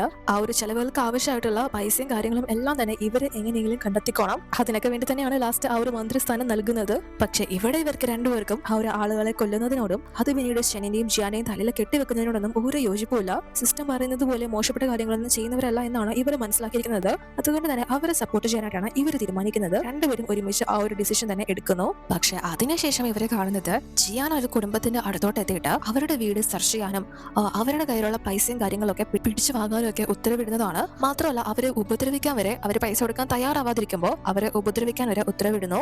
ഇവൻ ചോദിക്കുന്നത് പോലുള്ള പൈസയും കാര്യങ്ങളും എടുത്തു കൊടുക്കാൻ അവരുടെ കയ്യിൽ ഇല്ല എന്ന് പറയാണ്. സോ ഇവന്റെ ഭാഗത്ത് നിന്ന് ആദ്യമായിട്ടാണല്ലോ ഇങ്ങനൊരു നെഗറ്റീവ് ഇവർ കാണുന്നത്. അതുകൊണ്ട് തന്നെ ചിലപ്പോ നമുക്ക് തെറ്റുപറ്റിയതായിരിക്കാം. സിസ്റ്റം പറഞ്ഞതുപോലെ തന്നെ ഇത് മോശപ്പെട്ട വ്യക്തിയായിരിക്കും. എന്തായാലും ഇവന്റെ കാര്യം വിട്ടേക്ക്, ഞാൻ ഇത്രയ്ക്കൊന്നും വിചാരിച്ചില്ല. പക്ഷെ ചെൻ അദ്ദേഹം നല്ലൊരു വ്യക്തിയാണ്, രാജ്യത്തിന് വേണ്ടി ജീവിക്കുന്ന മനുഷ്യനാണ്. അതുകൊണ്ട് നമുക്ക് പുള്ളിക്കാരൻ എന്തായാലും ഹെൽപ്പ് ചെയ്യണം, ഇവന്റെ കാര്യം വിട്ടേക്ക് എന്ന് ഹെബ പറയുമ്പോൾ നിയാനും അതേ അഭിപ്രായം തന്നെയാണുള്ളത്. പക്ഷെ അതിനുശേഷം ഇവര് ചെന്നിനെ ഹെൽപ്പ് ചെയ്യാനായിട്ട് പോകുമ്പോൾ കാണുന്നത് ചെൻ ഒരു സ്ഥലത്തേക്ക് ചെന്ന് അവിടെ കച്ചവടം ചെയ്യുന്ന ഒരു കൂട്ടം ആളുകളുടെ അടുത്തേക്ക് എത്തുമ്പോൾ അവിടെയുള്ളവരെ എല്ലാം തന്നെ അതെല്ലാം കളഞ്ഞിട്ട് ഇവനെ കണ്ടുപിടിച്ച് അകത്തേക്ക് ഓടുന്നതാണ്. എന്നിട്ട് കുറച്ച് കഴിഞ്ഞ് അവരെല്ലാം വീടിനകത്ത് നിന്ന് അവരുടെ കയ്യിലുള്ള സാധനങ്ങളൊക്കെ എടുത്തുകൊണ്ട് വന്ന് മുട്ടുകുത്തി വളരെ ഭയന്ന് വിറച്ച് ഇവരുടെ ഭണ്ഡാരത്തിലേക്ക് ആ ഒരു കാര്യങ്ങളൊക്കെ ഇട്ട് നൽകുന്നതാണ്. പലരുടെയും കയ്യിൽ പൈസ ഇല്ല, ഞങ്ങള് മാസങ്ങളായിട്ട് ദാരിദ്ര്യം അനുഭവിക്കുകയാണ്, ഞങ്ങളോട് ക്ഷമിക്കണം, അടുത്ത മാസം തന്നേക്കാം എന്നൊക്കെ പറഞ്ഞ് കയ്യിലുള്ള മറ്റു വസ്തുക്കൾ പണത്തിന് പകരം നൽകാൻ ശ്രമിക്കുന്നുണ്ട്. പക്ഷെ ചെന്നാണെങ്കിൽ ഇവരോട് ഒരു ദാക്ഷിണ്യവും കാണിക്കാതെ ഇവരെ തല്ലാനും ഉപദ്രവിക്കാനും ഒക്കെ തന്നെ ശ്രമിക്കാണ്. ജിയാൻ കാണിച്ചതിനേക്കാൾ അപ്പുറം ചെന്നും കാണിക്കാണ്. അതും കൂടി കാണുമ്പോൾ ഇവർ തെറ്റിദ്ധരിച്ചതാണ്. സിസ്റ്റം പറഞ്ഞത് തന്നെയാണ് ശരി, ഇവരൊരിക്കലും നല്ലവരല്ല, ചകിത്താമാര് തന്നെയാണ്, അല്ലെങ്കിൽ സാധാരണ ജനങ്ങളോട് വരെ എന്തിനാണ് ഇങ്ങനെ ചെയ്യുന്നത് എന്നാണ് ഇവർ രണ്ടുപേരും ചിന്തിക്കുന്നത്. അപ്പോഴേക്കും ഇവരെ കണ്ടുകൊണ്ട് ചെന്നും ജിയാനും ഇവരുടെ അടുത്തേക്ക് വരുന്നു. മുന്നത്തെ പോലെയല്ല, ഇപ്പോൾ ഡബിൾ മടങ്ങ് നിയാനും ഹെബയ്ക്കും ഇവരോടുള്ള ഭയം കൂടുകയാണ്. എന്നാൽ അതിനുശേഷം ചെന്നും ജിയാനും ഇവരെയും കൂട്ടിക്കൊണ്ടാണ് ഒരുപാട് ആളുകൾ ഇപ്പോൾ ദുരിതാശ്വാസ ക്യാമ്പിലേക്ക് എത്തിയിട്ടുണ്ട്. അവർക്ക് ഫുഡും കാര്യങ്ങളൊക്കെ കൊടുക്കുന്ന സ്ഥലത്തേക്കാണ് ഇപ്പോൾ ചെന്നും ജിയാനും നിയാനെയും ഹെബയും കൂട്ടിക്കൊണ്ട് വന്നിട്ടുള്ളത്. മാത്രമല്ല അവിടെ വന്നിട്ടുള്ളവരോട് ഇന്നത്തെ ഫുഡും കാര്യങ്ങളും ഉണ്ടാക്കിയിരിക്കുന്നത് രാജമാതാവും രാജകുമാരിയും ഒക്കെയാണ്, അവരാണ് നിങ്ങളിലേക്ക് ഇത് എത്തിക്കുന്നത് എന്ന് പറഞ്ഞിട്ടാണ് അവിടെ ഭക്ഷണങ്ങളൊക്കെ കൊടുക്കുന്നത്. ആളുകളും ഭയങ്കര സന്തോഷത്തിലൊക്കെ അത് വാങ്ങിച്ച് കഴിക്കുന്നു. എന്നാൽ കുറച്ച് സമയത്തിനുള്ളിൽ തന്നെ അത് കഴിച്ചവർക്ക് ആരോഗ്യ പ്രശ്നങ്ങൾ തുടങ്ങാനായിട്ട് സ്റ്റാർട്ട് ചെയ്യാണ്. അതുകൊണ്ട് തന്നെ ഉടനെ മുന്നിലോട്ട് ആളുകൾ വന്ന് ഇവർ രണ്ടുപേരെയും തെറി പറയാനും ജനങ്ങളെ കൊല്ലാനായിട്ട് ശ്രമിച്ചെന്നും ഒക്കെ പറയാൻ തുടങ്ങാണ്. എന്നാൽ ഇവർ ഒരു കൂസലില്ലാതെ ഇരിക്കുകയാണ് ചെന്നും ജിയാനും. അതുപോലെ തന്നെ നിയാനും ഹെബയും ആ ഒരു ഫുഡിലൊക്കെ പോയിസൺ കലർത്താനായിട്ട് കയ്യിൽ എന്തോ കരുതിയിട്ടാണ് വന്നത്. പക്ഷെ ഇവർ പേടിച്ച് കലർത്തിയിട്ടില്ല, ഇവർക്ക് അതിന് താല്പര്യം ഇല്ലായിരുന്നല്ലോ. ആ ഒരു മനസാക്ഷിയുടെ പുറത്ത് ഇവരത് ചെയ്തിട്ടില്ല. എന്നാൽ പിന്നെ എങ്ങനെയാണ് ഈ ഒരു ഭക്ഷണത്തിലെ വിഷം കലർന്നതെന്ന് ഇവർക്ക് മനസ്സിലാവുന്നില്ല. അതെങ്ങനെയാണ് സംഭവിച്ചതെന്ന് വെച്ചാൽ ഇവരെ രണ്ടുപേരും ജിയാനും ചെന്നും ഇങ്ങോട്ട് കൂട്ടിക്കൊണ്ടുപോകുന്നതിനും ഉദ്ദേശം എന്താണെന്ന് വെച്ചാൽ ഇവര് മുന്നേ തന്നെ പറഞ്ഞല്ലോ ഇന്നത്തെ ഫുഡും കാര്യങ്ങളൊക്കെ സ്പോൺസർ ചെയ്തിരിക്കുന്നത് രാജമാതാവും രാജകുമാരിയും ഒക്കെ ആണെന്ന്. അങ്ങനെയാണെങ്കിൽ ഇതെന്തായാലും ലാസ്റ്റ് ചെന്ന് നിൽക്കുന്നത് ചക്രവർത്തിയുടെ തലയിലായിരിക്കും. അയാള് മനഃപൂർവ്വം ഇവരുടെ തലയിൽ ഈ ഒരു കാര്യങ്ങളൊക്കെ കെട്ടിവെച്ച് ഇവരെ പരസ്പരം ചതിക്കാൻ നോക്കിയതാണ് എന്ന് ഇവർക്ക് മുന്നേ മനസ്സിലായതാണ്. അതുകൊണ്ടാണ് ഇതിനിടയ്ക്ക് ഇങ്ങനെ ഒരു കളി കളിച്ചത്. പക്ഷെ അതിൽ വിഷം ബാധിച്ച 2-3 പേരുണ്ടല്ലോ, അവരെ കൊല്ലാനായിട്ട് ചെന്നും ജിയാനും യാതൊരു മനസാക്ഷിയും കാണിക്കാതെ ഉത്തരവിടുകയാണ്. പക്ഷെ അത് കണ്ട് ഇവർക്കൊന്നും മനസ്സിലാവാതെ ഈ നിരപരാധികളെ കൊല്ലരുത് എന്ന് പറഞ്ഞിട്ട് നിയാനും ഹെബയും ഷനിനെയും ജിയാനെയും കാല് പിടിക്കാണ് മനസ്സ് മാറ്റാനൊക്കെ ആയിട്ട് ശ്രമിക്കുന്നു. പക്ഷെ ഇവർ അത് കേൾക്കുന്നില്ല. നിങ്ങൾ അവിടെ നിന്ന് പോക്കോ, ഈ കാര്യങ്ങൾ നോക്കാൻ ഞങ്ങൾക്കറിയാം, ഇന്ന് ഇവിടെ വന്ന ഒരുത്തരും ജീവനോടെ പുറത്തു പോവില്ല എന്ന് പറഞ്ഞിട്ട് ഇവരോട് അവിടെ നിന്ന് പോകാനായിട്ട് പറയാണ്. എന്നിട്ട് ക്രൂരമായിട്ട് പാവപ്പെട്ട ജനങ്ങളെ കൊല്ലാനൊക്കെ ആയിട്ട് നോക്കുന്നു. അത് കണ്ട് ഹൃദയം തകർന്ന് ഇത്രയും നല്ലവരെന്ന് വിശ്വസിച്ചവരാണല്ലോ കൺമുന്നിൽ വലിയ ക്രൂരതകൾ ചെയ്തത്. അത് മനസ്സിലാക്കിയിട്ട് ഇവര് ഇപ്പോൾ അവിടെ നിന്ന് പുറത്തേക്ക് ഇറങ്ങിയിരിക്കുകയാണ്. ഇവർക്ക് എന്തായാലും അവരെ കൺട്രോൾ ചെയ്യാനാവില്ല എന്ന് മനസ്സിലായി. മാത്രമല്ല ആ ഒരു ഫുഡിൽ ഇപ്പോൾ വിഷം കലർത്തിയതും ജിയാനും ചെന്നും ആണ് എന്ന് ഇവർക്ക് മനസ്സിലായിട്ടുണ്ട്. അത് ചക്രവർത്തിയുടെ തലയിൽ ലാസ്റ്റ് കൊണ്ടിടാനാണ് എന്ന കാര്യം. പക്ഷെ ഇവർക്കിപ്പോൾ ഒന്നും ചെയ്യാൻ പറ്റാത്ത അവസ്ഥയാണല്ലോ. പക്ഷെ അപ്പോഴേക്കും മറ്റൊരിടത്ത് ഒരു വ്യക്തിയെ കാണിക്കാണ്. ഇയാളുടെ പേര് ഷാവോ. നമ്മൾ നേരത്തെ കണ്ടല്ല കുറച്ചു പേർക്ക് ആഹാരം കഴിച്ച് വിഷം ബാധിച്ചിരിക്കുന്നത്. പക്ഷെ അത് സത്യത്തില് യഥാർത്ഥ കുടിയേറ്റക്കാരോ പാവങ്ങളോ ഒന്നും ആയിരുന്നില്ല. ഈ ഷാവോ എന്ന് പറയുന്ന വ്യക്തി ചെനിനോടും ജിയാനോടൊക്കെ ഉള്ള ശത്രുതയുള്ള ഇവരുടെ ശത്രുരാജ്യത്തു നിന്നുള്ള ഒരു വ്യക്തിയാണ്. ഇയാളുടെ കൂട്ടത്തിലുള്ള മന്ത്രിയോ ആളുകളൊക്കെയാണ് പാവങ്ങളുടെ വേഷത്തിൽ അങ്ങോട്ടേക്ക് കയറി ചെന്നത് അവിടുത്തെ കാര്യങ്ങൾ അറിയാനും അവരെ ആക്രമിക്കാനും ഒക്കെ. സോ ആ ഒരു വിവരം അറിഞ്ഞിട്ടാണ് അങ്ങനെ ഒരു പണി ചെന്നും ജിയാനും അവർക്ക് നൽകിയത്. അവർ യഥാർത്ഥ കുടിയേറ്റക്കാരായിരുന്നില്ല, അവരെ പിന്നീട് കൊന്നതൊക്കെ ആ ഒരു റീസൺ കൊണ്ടാണ്, അവരുടെ ശത്രുക്കളാണ് അവര്. സോ അത് അറിഞ്ഞ് ഈ നേതാവായിട്ടുള്ള വ്യക്തി ആർക്കും ഒരു സംശയം വരാതിരിക്കാനായിട്ട് യഥാർത്ഥ കുടിയേറ്റക്കാരെ പോലെ ആവാൻ ദിവസങ്ങളോളം പട്ടിണി കിടന്ന് ഉറക്കമില്ലാതൊക്കെയാണ് ആ ഒരു വേഷം മാറി അഭിനയിച്ച് അങ്ങോട്ടേക്ക് ചെയ്യുന്നത്. എന്നാൽ അതും ചെന്നും ജിയാനും ചേർന്ന് കണ്ടുപിടിച്ചല്ലോ. അതുകൊണ്ട് തന്നെ ഭയങ്കര ദേഷ്യത്തിൽ എങ്ങനെയെങ്കിലും അവന്മാരെ രണ്ടിനെയും തകർക്കണം എന്ന നിലയിലാണ് ഇയാൾ നിൽക്കുന്നത്. പക്ഷെ ഇപ്പൊ ഇയാളുടെ കൂടെയുള്ള വ്യക്തി നമ്മുടെ നിയാനെയും ഹെബയും തട്ടിക്കൊണ്ട് വന്നിരിക്കുകയാണ് എന്ന കാര്യം ഈ ഒരു ഷാവോയെ അറിയിക്കാണ്. പ്രഭു, ഞാൻ വഴിയില് തക്കത്തിന് 2 സ്ത്രീകളെ കണ്ടു. അവരെ ഞാൻ കൂട്ടിക്കൊണ്ട് വന്നിട്ടുണ്ട്. രണ്ടുപേരും അവന്മാർക്ക് പ്രിയപ്പെട്ടതാണെന്ന് എനിക്ക് മനസ്സിലായി. അവിടെയുള്ളവർ ആ പെണ്ണുങ്ങളെ രാജമാതാവെന്നും രാജ്ഞി എന്നൊക്കെ വിളിക്കുന്നത്. അത്രയും വലിയ പദവികൾ കൈകാര്യം ചെയ്യുന്ന വ്യക്തികളാണ് കൂട്ടിക്കൊണ്ട് വന്നത്. അതുകൊണ്ട് തന്നെ എന്തായാലും അവര് ഈ പെണ്ണുങ്ങളെ തേടി വരാൻ സാധ്യതയുണ്ട്. അപ്പൊ നമുക്ക് അവരെ കൈക്കലാക്കാം എന്ന് പറഞ്ഞ് ഇവരൊരു പ്ലാൻ ഉണ്ടാക്കുകയാണ്. എന്നാൽ ഇവര് രണ്ടുപേരും നമ്മൾ വിചാരിക്കുന്ന പോലെ അത്ര മത്സരങ്ങൾ വെക്കുന്നവരോ ഈഗോ ഉള്ളവരോ വില്ലന്മാരോ ഒന്നുമല്ല. പുറമെ അങ്ങനെയൊക്കെ കാണിക്കുന്നെങ്കിൽ പോലും ഇവിടെയുള്ള യഥാർത്ഥ ദുരിതാശ്വാസികൾക്ക് അവർക്ക് വേണ്ട ഭക്ഷണവും വെള്ളവും എല്ലാ കാര്യങ്ങളും എത്തിച്ചു നൽകിയിട്ടുണ്ട്. അതിൽ വേഷം മാറി നടന്ന ശത്രുക്കളെ മാത്രമാണ് അറസ്റ്റ് ചെയ്തിട്ടുള്ളത്. മാത്രമല്ല, ഇപ്പോൾ നിയാനെയും ഹെബയും ഇവരുടെ ശത്രുക്കളെ തട്ടിക്കൊണ്ടുപോയ കാര്യം ഇവർ രണ്ടുപേരും അറിഞ്ഞിട്ടുണ്ട്. പക്ഷെ ഒരു കൂസലില്ലാതെ ഇരിക്കുകയാണ്. എന്നാണെങ്കിൽ ജിയാനോടാ, നിങ്ങളെപ്പോഴും രാജമാതാവിനെ സംരക്ഷിക്കാനുള്ള വ്യക്തിയല്ലേ, പിന്നെ എന്തുകൊണ്ടാണ് ഇപ്പൊ മുൻപന്തിൽ ഇറങ്ങാത്തത് എന്ന് ചോദിക്കുമ്പോൾ, തന്നേക്കാൾ മികച്ച ഒരാൾ ഇവിടെ ഇരിക്കുന്നുണ്ടല്ലോ, നിങ്ങൾ എപ്പോഴാണ് ഇറങ്ങുന്നത് എന്ന് ചോദിച്ച് ഇവർ തമ്മിലുള്ള ആ ഒരു മത്സരത്തില പെണ്ണുങ്ങൾ ഇവരുടെ വീക്ക്നെസ്സേ അല്ല. അവരെ രക്ഷപ്പെടുത്തിയില്ലെങ്കിലും തങ്ങൾക്ക് ഒരു പ്രശ്നമില്ല, തൽക്കാലം ആ കാര്യങ്ങൾ മറന്നേക്കാം എന്ന രീതിയിലൊക്കെ വാശിയിൽ സംസാരിച്ച് ഒരാൾ ഇറങ്ങാത്തത് കൊണ്ട് മറ്റേ ആൾ ഇറങ്ങുന്നില്ല എന്ന രീതിയിൽ അഭിമാനം വിടാതെ സംസാരിച്ച് നിൽക്കുകയാണ്. പക്ഷെ ഈ പാവങ്ങൾ ഇപ്പോൾ ആ ഒരു ശത്രുക്കളുടെ കയ്യിൽപ്പെട്ട് ഇവരെ ഇപ്പോൾ ജയിലിൽ അടച്ചിരിക്കുകയാണ്. ഇവര് മാത്രമല്ല അവിടെ ഉള്ളത്, ആ നാട്ടിലെ മറ്റു ചില ആളുകളും കൂടെ ഉണ്ട്. സോ ഇവരെ ഇനി എന്തായാലും രക്ഷപ്പെടുത്താനായിട്ട് ചെന്നൻ ജിയാനൊന്നും എത്തുമെന്ന് ഇവർക്ക് യാതൊരു വിധ ഉറപ്പില്ല. അവർ മോശപ്പെട്ടവരാണ് എന്ന രീതിയിലാണല്ലോ ഇവരെപ്പോഴും വിചാരിക്കുന്നത്. അവർക്ക് ചക്രവർത്തിയെ തോൽപ്പിക്കാൻ വേണ്ടി മാത്രമാണ് നമ്മളെ ആയുധങ്ങളായിട്ട് യൂസ് ചെയ്തത്. അതിനപ്പുറം ഒരിക്കലും അവർ നമ്മളെ സ്നേഹിച്ചിട്ടില്ല എന്നിവർ ഉറപ്പിക്കുകയാണ്. എന്നാൽ അപ്പോഴേക്കും അപ്പുറത്തുണ്ടായിരുന്ന ഒരു കൊച്ചുകുട്ടി ഇവരുടെ അടുത്തേക്ക് വന്ന് കയ്യിലുള്ള ക്യാൻഡി കൊടുത്ത് ഇവർക്ക് വിശക്കുന്നുണ്ടെങ്കിൽ കഴിക്കാനൊക്കെ ആയിട്ട് പറഞ്ഞ് അത് എടുത്ത് നൽകുകയാണ്. അപ്പോൾ അവിടെയുള്ളവരെ കണ്ട് ഇവരെ, അല്ല നിങ്ങൾ എങ്ങനെ ഇവിടെ എത്തിപ്പെട്ടത് എന്ന് ചോദിക്കുമ്പോൾ കൂടുതലുള്ള ഒരു മുത്തശ്ശി ഇവരുടെ കൊച്ചുമകളായ ഈ കുട്ടിക്ക് വയ്യാതിരുന്ന സാഹചര്യത്തിൽ ഒരു ഡോക്ടറെ പോയി കണ്ടിരുന്നു നാട്ടിലെ. പക്ഷെ ആ ഡോക്ടർ ആണെങ്കിൽ വലിയ എമൗണ്ടിലുള്ള ടാബ്ലറ്റ്സും കാര്യങ്ങളൊക്കെയാണ് എഴുതി കൊടുത്തിരുന്നത്. അത് വാങ്ങാൻ പൈസ ഇല്ലാണ്ട് പോലും എങ്ങനെയൊക്കെ ഒപ്പിച്ച് ഇവരത് വാങ്ങിച്ചു. പക്ഷെ അത് വാങ്ങിച്ച് കഴിച്ച കുട്ടിയുടെ അവസ്ഥ വളരെ മോശമായി. പിന്നീട് ആ ഒരു ഗുളിക അതിനുള്ള പരിഹാരമൊന്നും അല്ല എന്ന് ഇവർ മനസ്സിലാക്കി ഇവർ പരാതിപ്പെടാനൊക്കെ ആയിട്ട്, അവർ ഡോക്ടറിനെതിരെ പരാതിപ്പെടാനൊക്കെ ആയിട്ട് കോടതിയിലേക്ക് പോകാൻ തുടങ്ങുമ്പോൾ അതിന് മുന്നെയാണ് ഇവരെ ജയിലിലാക്കിയത് ആരൊക്കെയോ ചേർന്ന് എന്ന് പറഞ്ഞ് ആ ഒരു ക്ലിനിക്കിന്റെ അധികാരികളുടെ പേരൊക്കെ പറയുമ്പോഴാണ് അത് മുൻപ് ജിയാനും ചെന്നും ഒക്കെ ചേർന്ന് റൈഡ് നടത്തിയ ആ ഒരു വീടല്ലേ എന്ന കാര്യങ്ങൾ മനസ്സിലാവുന്നത്. സോ ഇവർ ആ ഒരു കാര്യങ്ങൾ പറയുമ്പോഴാണ് അതൊക്കെ വില്ലന്മാരാണ്, യഥാർത്ഥ വിശ്വസിക്കാൻ കൊള്ളാത്ത ക്രൂരന്മാരായിട്ടുള്ള പാവങ്ങളെ കൊള്ളയടിച്ച് ജീവിക്കുന്ന വ്യക്തികളെയാണ് അവർ അന്ന് ഉപദ്രവിക്കാൻ ശ്രമിച്ചത്, മുഖംമൂടി അഴിക്കാൻ ശ്രമിച്ചത് എന്നൊക്കെ മനസ്സിലാവുന്നത്. ജിയാനും ചെന്നും ഭയങ്കര ശക്തന്മാരായിട്ടുള്ള വ്യക്തികളാണല്ലോ. എന്നാൽ സഹായം അർഹിക്കുന്ന എല്ലാവർക്കും അത് കറക്റ്റിന് എല്ലാ കാര്യങ്ങളും നോക്കിയും കണ്ട് ചെയ്തു കൊടുക്കാറുണ്ട്. ഒരിക്കലും പാവങ്ങളെ ദ്രോഹിച്ചിട്ടില്ല, അവരുടെ അടുത്തുനിന്ന് ഒന്നും പിടിച്ചു വാങ്ങി നേടാനും ശ്രമിച്ചിട്ടില്ല. എന്നാൽ ക്രൂരത ചെയ്യുന്നവർക്കും പാവങ്ങളെ പറ്റിക്കുന്നവർക്കൊക്കെ നല്ല ശിക്ഷ നൽകും, നല്ല പണിഷ്മെന്റ് കൊടുക്കും. ഉള്ളവന്റെ കയ്യിൽ നിന്ന് പിടിച്ചെടുത്തിട്ടാണ് ഇല്ലാത്തവന് കൊടുക്കുന്നത്. ഈ ഒരു കുട്ടിക്ക് വരെ അവരെ കുറിച്ച് പറയാനായിട്ട് ഓരോ സ്റ്റോറി ഉണ്ട്. നാട്ടിലുള്ള മിക്കവരും അവരുടെ അടുത്ത് പോകരുത്, അവർ കൊന്നുകളയും, അവർ മനുഷ്യരെ കൊല്ലാൻ വേണ്ടി നടക്കുന്നവരാണ് എന്നൊക്കെ ആയിരുന്നു പറഞ്ഞ് നടന്നിരുന്നത്. എന്നാൽ ഒരു ദിവസം ഈ ഒരു പെങ്കൊച്ചാണെങ്കിൽ ഒരു മരത്തിൽ കയറി വീഴാൻ പോകുന്ന ഒരു സാഹചര്യത്തിലായിരുന്നു ഉണ്ടായിരുന്നത്. പക്ഷെ ആ ടൈമിൽ ജിയാങ് ആണ് പോയി ഈ കുട്ടിയെ രക്ഷപ്പെടുത്തുന്നത്. ഇവൻ അതിന്റെ ഒരു ആവശ്യം ഉണ്ടായിരുന്നില്ല, പക്ഷെ ആ കുട്ടിയെ രക്ഷപ്പെടുത്തി ഇനി ഒറ്റയ്ക്കൊന്നും ഇങ്ങനെ വന്ന് കയറരുത് എന്നൊക്കെ പറഞ്ഞ് ഭയങ്കര നല്ല രീതിയിലാണ് സംസാരിച്ചിട്ടുള്ളത്. സോ അങ്ങനെ അവിടെ ഉള്ളവര് ഇവരുടെ യഥാർത്ഥ സ്വഭാവത്തെക്കുറിച്ചും നന്മകളെ കുറിച്ചും ഒക്കെ പറയുന്നത് കേട്ട് ഇവർ ഭയങ്കര ഷോക്കായി പോവാണ്. ഇവര് ഫസ്റ്റിലെ അവർ നല്ലവരാണ് എന്നാണല്ലോ വിചാരിച്ചിരുന്നത്. നമ്മൾ ആദ്യം മനസ്സിലാക്കിയതായിരുന്നു ശരി എന്ന് പറഞ്ഞിട്ട് അവരെ കുറിച്ച് കേൾക്കുമ്പോൾ ഭയങ്കര പ്രൗഡായിട്ട് ഫീൽ ആവുന്നുണ്ട്. എല്ലാവരും അവരെ കുറിച്ച് അത്രയും നല്ല രീതിയിലാണ് സംസാരിക്കുന്നത്. അത് കേൾക്കുമ്പോൾ ഇവർക്ക് ഒരുപാട് സന്തോഷമാവുന്നു. പക്ഷെ നമ്മൾ നേരത്തെ കണ്ടത് ഈ പെണ്ണുങ്ങളെ രക്ഷപ്പെടുത്താനായിട്ട് ഇവർ രണ്ടുപേരും വരില്ല എന്നൊക്കെ ആണല്ലോ വീരവാദം മുഴക്കിയിരുന്നത്. പക്ഷെ കറക്റ്റ് അവരെ രക്ഷപ്പെടുത്താനായിട്ട് ചെന്നും ജിയാനും ഒരുമിച്ച് മുന്നോട്ടേക്ക് എത്തിയിരിക്കുകയാണ്. എന്നിട്ട് അവിടെ ലോക്കായി കിടക്കുന്ന മറ്റുള്ളവരോടും അവരെയും രക്ഷപ്പെടുത്തി പുറത്തേക്ക് പോകാനായിട്ട് ആവശ്യപ്പെടാണ്. എന്നിട്ട് ഇവരോടും കൊട്ടാരത്തിലേക്ക് പോകും എന്ന് പറഞ്ഞ് വിളിക്കുമ്പോൾ എന്തായാലും ചെന്നും ജിയാനും ഇവരെ രക്ഷപ്പെടുത്താനായിട്ട് എത്തിയത് കണ്ട് ഇവർക്ക് ഒരുപാട് സന്തോഷവുമാണ്. ഇവരും പെട്ടെന്ന് തന്നെ അവിടെയുള്ള ജനങ്ങളെയൊക്കെ രക്ഷപ്പെടുത്തി ഇറക്കി വിടുന്നു. എന്നാൽ അപ്പോഴേക്കും ആ ഒരു ഷാവോ എന്ന് പറഞ്ഞ വ്യക്തിയുടെ ആളുകൾ ആരാണ് ഇവിടെ കടക്കാൻ മാത്രം ധൈര്യം കാണിച്ചത് എന്ന് ചോദിച്ച് അങ്ങോട്ടേക്ക് വരുന്നത് കൊണ്ട് തന്നെ ഇവരോട് ഇവിടെ നിന്ന് ഇറങ്ങി പോകാനായിട്ട് ആവശ്യപ്പെടുകയാണ്. പക്ഷെ ഞാനും ഹെബിക്ക് നല്ല പേടിയുണ്ട്, അതുകൊണ്ട് തന്നെ നിങ്ങൾ ഞങ്ങളെ കൂടെ വരാനായിട്ട് പറയുന്നുണ്ട്. പക്ഷെ ഇവര് ഞങ്ങൾക്ക് ചെയ്തു തീർക്കാനായിട്ട് കുറച്ച് കാര്യങ്ങളുണ്ട്, ഞങ്ങൾ മരിക്കണോ തീരുമാനിക്കുന്നത് വരെ ആർക്കും ഞങ്ങളെ കൊല്ലാനാവില്ല എന്ന് പറഞ്ഞ് ഇവര് പുറത്തേക്ക് അയക്കാണ്. ഷാവോയുടെ ആളുകളും അവരുടെ അടുത്തേക്ക് എത്തുന്നു. ഇവരും പെട്ടെന്ന് പുറത്തേക്ക് കടന്ന് എത്രയും പെട്ടെന്ന് കൊട്ടാരത്തിലെത്തി ആളെയും കൂടി ഇങ്ങോട്ടേക്ക് വരാം എന്ന് പറഞ്ഞ് പോകാനായിട്ട് തുടങ്ങുന്നു. പക്ഷെ അപ്പോഴേക്കും ഷാവോ എന്ന് പറഞ്ഞ കാട്ടാളൻ ഇവർക്ക് നിറയെ വരികയാണ്.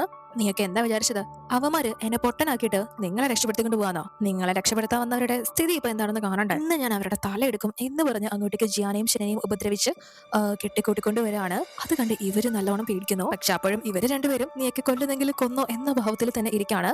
അതുകൊണ്ട് തന്നെ ഇയാളും വാളെടുത്ത് ഇനി ഇവരുടെ ശല്യം ഉണ്ടാവാൻ പാടില്ല എന്ന് പറഞ്ഞ് ഇവരുടെ തല എടുക്കാനായിട്ട് വരുന്നു. പക്ഷേ ഈ പെണ്ണുങ്ങൾ അതിനിടയ്ക്കേറെ സമ്മതിക്കുന്നില്ല. നിയാൻ ചെന്നിനെയും ഹെബ ജിയാനെയും പ്രൊട്ടക്ട് ചെയ്ത് പിടിക്കുകയാണ്. പക്ഷേ ഇയാളെ ഇവരെ ഉപദ്രവിക്കുന്നില്ല. നീയൊക്കെ മര്യാദയ്ക്ക് മാറിക്കോ, എനിക്ക് പെണ്ണുങ്ങളെ ഉപദ്രവിച്ച ഒരു ശീലമില്ല, ആഗ്രഹമില്ല, അതുകൊണ്ട് മര്യാദയ്ക്ക് മാറിക്കോ എന്ന് പറയാണ്. അതുപോലെ തന്നെ ജിയാനും ചെന്നും ഇവരോട് നിങ്ങൾ എന്തായാലും ഞങ്ങൾക്ക് വേണ്ടി മരിക്കാൻ തയ്യാറാവണ്ട, നിങ്ങൾ വിചാരിക്കുന്ന പോലെ ഞങ്ങൾ അത്ര നല്ല വ്യക്തികളൊന്നുമല്ല, നല്ല പേരുള്ളവരും അല്ല എന്ന് പറയുമ്പോൾ ഇവരെ കുറിച്ചുള്ള സത്യങ്ങളെല്ലാം മനസ്സിലാക്കിയിട്ടാണല്ലോ കൂടെ നിൽക്കുന്നത്. ആ ഒരു കാര്യങ്ങൾ തുറന്നു പറയാണ്. ഞങ്ങൾക്ക് തെറ്റുപറ്റിയത്, നിങ്ങൾ ആരാണ് എന്താണ് എന്നൊക്കെ ഇപ്പൊ ഞങ്ങൾക്ക് നന്നായിട്ട് മനസ്സിലായിട്ടുണ്ട്. നിങ്ങൾ യഥാർത്ഥത്തില് തെറ്റുകാരെ അല്ല, തെറ്റ് ചെയ്യുന്നവരെ ശിക്ഷിക്കുന്നവർ മാത്രമാണ്. എന്നൊക്കെ പറഞ്ഞ് സംസാരിക്കുമ്പോൾ ഇയാൾ പുറകെ നിന്ന് ഇവരെ കൂടെ കൊല്ലും എന്ന് പറഞ്ഞ് ഭീഷണിപ്പെടുത്തുമ്പോൾ നീയാനും ഹെബയും ഒന്നും നോക്കുന്നില്ല. ശരി ആയിക്കോട്ടെ എന്ന് പറഞ്ഞ് പരസ്പരം ഇവർക്ക് രണ്ടുപേർക്കും ഈ ഒരു ജന്മത്തില് വീണ്ടും ഫ്രണ്ട്സ് ആയിട്ട് ഇരിക്കാനായിട്ട് പറ്റിയല്ലോ. യഥാർത്ഥ ലോകത്ത് ഹെബ മരിച്ചിട്ട് പോലും വീണ്ടും ഒരു ലോകം ഇവർക്ക് ഒരുമിച്ച് കുറച്ച് സമയം കൂടി ജീവിക്കാനായിട്ട് കിട്ടിയതാണ്. അതുകൊണ്ട് തന്നെ ഇവർ ഭയങ്കര ഹാപ്പിയാണ്, സാറ്റിസ്ഫൈഡ് ആണ് എന്ന് പറഞ്ഞിട്ട് ഇപ്പൊ മരിക്കേണ്ടി വന്നാലും ഞങ്ങൾക്ക് കുഴപ്പമില്ല. പക്ഷേ നമ്മൾ ഇതുവരെ ഒരു പുരുഷനെ പോലും കിസ് ചെയ്തിട്ടില്ലല്ലോ, അതിന്റെ ഒരു കുറവ് ഇനി വരാൻ പാടില്ല എന്ന് പറഞ്ഞ് ഇവർ ഓടിച്ചെന്ന് ഇവരെ രണ്ടുപേരെയും പിടിച്ച് കിസ് ചെയ്യാണ്. ജനനും ജിയാനും പെട്ടെന്ന് അങ്ങനെ സംഭവിക്കുന്നത് കൊണ്ട് തന്നെ കിളി പറഞ്ഞു നിൽക്കാണ്. എന്നിട്ട് ഇവര് ഇനി കൊല്ലുന്നെങ്കിൽ കൊന്നോ എന്ന് പറഞ്ഞ് നെഞ്ചു വിരിച്ചു നിൽക്കാണ്. സോ ഈ ഷാവോയും പെട്ടെന്ന് ഭയങ്കര ദേഷ്യത്തില് ഇവരെ ആക്രമിക്കാനായിട്ട് വരുന്നു. എന്നാൽ അതിനു മുന്നേ തന്നെ ചെന്നും ജിയാനും ഇവരുടെ കെട്ടയച്ച് പെട്ടെന്ന് തന്നെ അതൊന്ന് തടയാണ്. അവർക്കതങ്ങനെ കണ്ണോട്ട് നോക്കി നിൽക്കാനാവില്ലല്ലോ. എന്നാൽ അപ്പോഴേക്കും നേരത്തെ രക്ഷപ്പെട്ട് ഇവിടെ നിന്ന് പോയ ആളുകളുണ്ടല്ലോ, അവര് മറ്റുള്ള ജനങ്ങളെയും വിളിച്ച് ആയുധങ്ങളുമായിട്ട് അങ്ങോട്ടേക്ക് എത്തുകയാണ്. അതുകൊണ്ട് തന്നെ ചെന്നിനും ജിയാനും ഷാവോയുടെ കാര്യത്തിൽ ഒന്നും ചെയ്യേണ്ടി വരുന്നില്ല. ജനങ്ങൾ തന്നെ ഇവരുടെ ശത്രുക്കളെ പഞ്ഞിക്കിട്ട് കൊലപ്പെടുത്തുന്നു. ആ ഒരു ഷാവോയും അയാളുടെ ആളുകളൊക്കെ ആ ഒരു കലാപത്തിനിടയ്ക്ക് മരണപ്പെടുകയാണ്. ഇവർക്കാർക്ക് തന്നെ എന്തായാലും ഒന്നും പറ്റിയിട്ടില്ല. അതുകൊണ്ട് തന്നെ രണ്ടു കൂട്ടർക്കും ഒരുപാട് സന്തോഷമാവുന്നു. മാത്രമല്ല ഇവർ തങ്ങളെ ഇത്രയും സ്നേഹിക്കുന്നുണ്ട് എന്ന് തിരിച്ചറിയുന്നത് കൊണ്ട് തന്നെ ജിയാനും ചെന്നനും ഭയങ്കര സന്തോഷമാവുന്നുണ്ട്. ഇവർ ഒരുപാട് നാളായിട്ട് ഈ പെണ്ണുങ്ങളുടെ പിറകെ ആയിരുന്നല്ലോ. എന്നാൽ അതിനുശേഷം ഈ ഒരു ഫുൾ സ്റ്റോറി തന്നെ യഥാർത്ഥ നോവല് തന്നെ ഹെബയും നിഹാനും ചേർന്ന് മാറ്റി മറിച്ചിരിക്കുകയാണല്ലോ. സോ പിങ്കി ഇവരോട് വന്ന് ഇപ്പൊ പ്രശ്നം ഉണ്ടാക്കാണ്. വില്ലന്മാരെ നിങ്ങൾ വിശുദ്ധന്മാരാക്കിയല്ലേ, നിന്നോടൊക്കെ പറഞ്ഞ പണി ചെയ്താൽ പോരെ, ഞാൻ എന്തായാലും നിങ്ങളെ ഇപ്പൊ തന്നെ ആധുനിക ലോകത്തേക്ക് അയക്കാൻ പോവാ, അവിടെ പോയി വല്ല പണി ചെയ്ത് ജീവിക്കാം എന്ന് പറയുമ്പോൾ ഇവര് രണ്ടുപേരും പിങ്കിയോട് വന്ന് ഞങ്ങള് മാറ്റം വരുത്തി എന്നുള്ളത് ശരിയാ, പക്ഷെ അതുകൊണ്ടിപ്പോ ഈ കഥയ്ക്ക് വല്ല മാറ്റം ഉണ്ടായോ, ആർക്കെങ്കിലും അപകടം സംഭവിച്ചോ, അതുകൊണ്ടിപ്പോ ഈ കഥയ്ക്ക് വല്ല നഷ്ടം ഉണ്ടായോ, ആർക്കെങ്കിലും അപകടം സംഭവിച്ചോ, ഈ ലോകം അവസാനിച്ചോ, ഒന്നും ഉണ്ടായില്ലല്ലോ. ഒരു കണക്കിന് നല്ല പേരെടുക്കുന്നത് കുറച്ച് ബുദ്ധിമുട്ടുള്ള കാര്യമല്ലേ, ഞങ്ങളത് സക്സസ് ആയിട്ട് അവർക്ക് നേടിക്കൊടുത്തില്ലേ എന്ന് പറഞ്ഞ് ഈ കൊച്ചിന് ചിന്തിക്കാനായിട്ട് ഒരു അവസരം കൊടുക്കുന്നില്ല. ഇതിന് ഫുള്ള് ഇവർ രണ്ടുപേരും കൂടെ ഓരോന്ന് പറഞ്ഞ് കൺഫ്യൂഷനിലാക്കാണ്. അതുകൊണ്ട് തന്നെ ഇവർ പറയുന്നതിനോട് ഇവളും അങ്ങനെ ആണെങ്കിൽ അത് ഓക്കെ ആണ് എന്നൊരു അഭിപ്രായം വരുന്നു. പക്ഷെ എന്തോ പറയാനായിട്ടും വരുന്നു. എന്നാൽ അത് ആ കൊച്ചിന് ആ ഒരു സമയത്ത് ഓർമ്മ വരുന്നില്ല. ഇവർക്ക് വലിയ പണിഷ്മെന്റ് കാര്യങ്ങളൊന്നും കൊടുക്കാതെ അതവിടെ നിന്ന് പെട്ടെന്ന് പോവാണ്. അതിനുശേഷം ഷനന്റെയും ജിയാന്റെയും ഇടയിൽ പതിവ് പോലെ തന്നെ കാര്യങ്ങൾ നടന്നു പോകുന്നു. ഒരു സുഹൃത്തുക്കൾ തമ്മിലുള്ള ആത്മബന്ധം എന്ന പോലെ അവർ സ്നേഹം പുറത്ത് പ്രകടിപ്പിക്കുന്നില്ല, അകമേ മാത്രം നിന്നുകൊണ്ട് പുറമേ ശത്രുക്കളായിട്ട് അഭിനയിച്ചു പോവാണ്. മാത്രമല്ല ഇവർ നാലുപേരും ഇപ്പോൾ കപ്പിൾസ് ആയിരിക്കുകയാണല്ലോ. അതുകൊണ്ട് തന്നെ എല്ലാവരുടെയും മുന്നിലൂടെ ഇറങ്ങി നടക്കാം എന്നൊരു അവസ്ഥയിലേക്ക് ഇപ്പൊ എത്തിയിരിക്കുകയാണ്. സോ ഈ ഒരു പുരാതന കൊട്ടാരത്തിലേക്ക് എത്തിയിട്ട് ഈ ഒരു നാട്ടിലേക്ക് എത്തിയിട്ട് ഇതുവരെ പുറലോകമൊന്നും ഇവർ കണ്ടിട്ടില്ല. അതുകൊണ്ട് തന്നെ നമുക്ക് എന്തായാലും പുറത്തുപോയി ഒരുപാട് സ്ഥലങ്ങൾ കാണാം, ഫുഡൊക്കെ കഴിക്കാം എന്നൊക്കെ പറഞ്ഞ് ഷെനിനെയും ജിയാനെയും കൂട്ടി അവിടെ നിന്ന് പോകാനായിട്ട് തുടങ്ങുകയാണ്. ഇവർക്ക് രണ്ടുപേർക്കും ഇപ്പോൾ വലിയ ടെൻഷനൊന്നും ഇല്ല ഇനി പണിഷ്മെന്റ് കിട്ടോ എന്ന കാര്യത്തിൽ. ഏത് നിമിഷവും ചിലപ്പോൾ ഇവർക്ക് ഇവരുടെ യഥാർത്ഥ ലൈഫിലേക്ക് തിരിച്ചു പോകേണ്ടി വരും. എങ്കിൽ പോലും ഇപ്പോൾ ഉള്ള സമയം മാക്സിമം എൻജോയ് ചെയ്യണം, അതും ഈ സുന്ദരന്മാരോടൊപ്പം.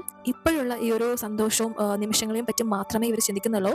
അങ്ങനെ അവർ ഭയങ്കര ഹാപ്പി ആയിട്ട് ഒരുമിച്ച് പുറത്തേക്ക് പോകുന്നു. എന്നാൽ അതെല്ലാം കണ്ട് ഈ ചക്രവർത്തി ഭയങ്കര കരച്ചിലാണ്. ഫീലിങ്സ് കാണാനായിട്ട് ഇവിടെ ആരുമില്ലല്ലോ എന്ന് പറഞ്ഞിട്ട് ഇവനെ ഇപ്പോ ഹെബയും നീഹാനും ഒക്കെ തന്നെ തേച്ചിരിക്കുകയാണല്ലോ. സോ അതിനുശേഷം നമ്മൾ കാണുന്നത് ഇവരെ രണ്ടു കൂട്ടരും രണ്ട് മുറികളിലായിട്ടിരുന്ന് റൊമാൻസ് ആരംഭിക്കാനായിട്ട് തുടങ്ങിക്കഴിഞ്ഞു. അങ്ങനെ ഭയങ്കര ത്രില്ലിലൂടെ കടന്നു പോകുന്ന സമയത്ത് ഒരു മിന്നലടിക്കുന്നത് മാത്രമേ ഓർമ്മയുള്ളൂ. ഇവർ പിന്നീട് നോക്കുമ്പോൾ വീണ്ടും പഴയതുപോലെ നമ്മൾ ആദ്യം കണ്ട സീനിലെ പോലെ ഇവർ ഒരുമിച്ച് ഒരു ബെഡിലേക്ക് എത്തിയിരിക്കുകയാണ്. നാലുപേരും. ഇവർക്കൊന്നും തന്നെ മനസ്സിലാവുന്നില്ല ഇതെന്ത് മര്യാദകളെ കാണിക്കുന്നത് എന്ന് ചോദിച്ച് ചെന്നും ജിയാനും പരസ്പരം ദേഷ്യപ്പെടുകയാണ്. പക്ഷെ പെണ്ണുങ്ങൾക്ക് മനസ്സിലാവുന്നുണ്ട് ഇത് പിങ്കി കൊടുത്ത പണിയാണെന്ന്. അതുകൊണ്ട് തന്നെ നീ എന്തായി ചെയ്തത്, എന്തായി ചെയ്യാൻ പോകുന്നത് എന്ന് ചോദിക്കുമ്പോൾ പിങ്കി ഇവരോട് നേരത്തെ പറയാൻ വന്ന കാര്യം അതെനിക്ക് ഓർമ്മ വന്നിട്ടുണ്ട് എന്ന് പറഞ്ഞ് ആ ഒരു കാര്യം പറയാണ്. അതായത് ഈ കഥയിലെ കഥാനായിക ഇനിയാണ് എൻട്രി ആവാൻ പോകുന്നത്. ഇവര് രണ്ടു കൂട്ടരും ഈ കഥയിലെ വില്ലന്മാരും വില്ലത്തികളും ആണല്ലോ, നായിക അല്ല. പക്ഷെ ഇനിയാണ് യഥാർത്ഥ കഥാനായിക വരാൻ പോകുന്നത്. അത് ആരാണെന്നറിയില്ല. ഈ ഒരു വില്ലന്മാരാണെങ്കിൽ ആ ഒരു നായികയുമായിട്ട് പ്രണയത്തിൽ വീഴാനും പോവുകയാണ്. എന്തായാലും അതോടുകൂടി ഇവരുടെ കഥ അപ്പൊ കഴിയുകയാണോ എന്ന ചോദ്യം ഉയർത്തിക്കൊണ്ട് ഭയങ്കര ഷോക്കിലെ ഈ ഒരു കഥ അവസാനിക്കുകയാണ്. ഒരു ഡിഫറെന്റ് ആയിട്ടുള്ള സ്റ്റോറി ആയിരുന്നു. എല്ലാവർക്കും ഇഷ്ടമായി വിചാരിക്കുന്നു. ഇഷ്ടമായാൽ ഷെയർ ചെയ്യാനും കമന്റ് ചെയ്യാനും മറക്കല്ലേ. അതുപോലെ തന്നെ നിങ്ങൾക്ക് ഇതിൽ ഏത് സ്റ്റോറിയാണ് ഏറ്റവും കൂടുതൽ ഇഷ്ടപ്പെട്ടതെന്ന് കമന്റ് ചെയ്യുക. അടുത്ത വീഡിയോ കാണാം.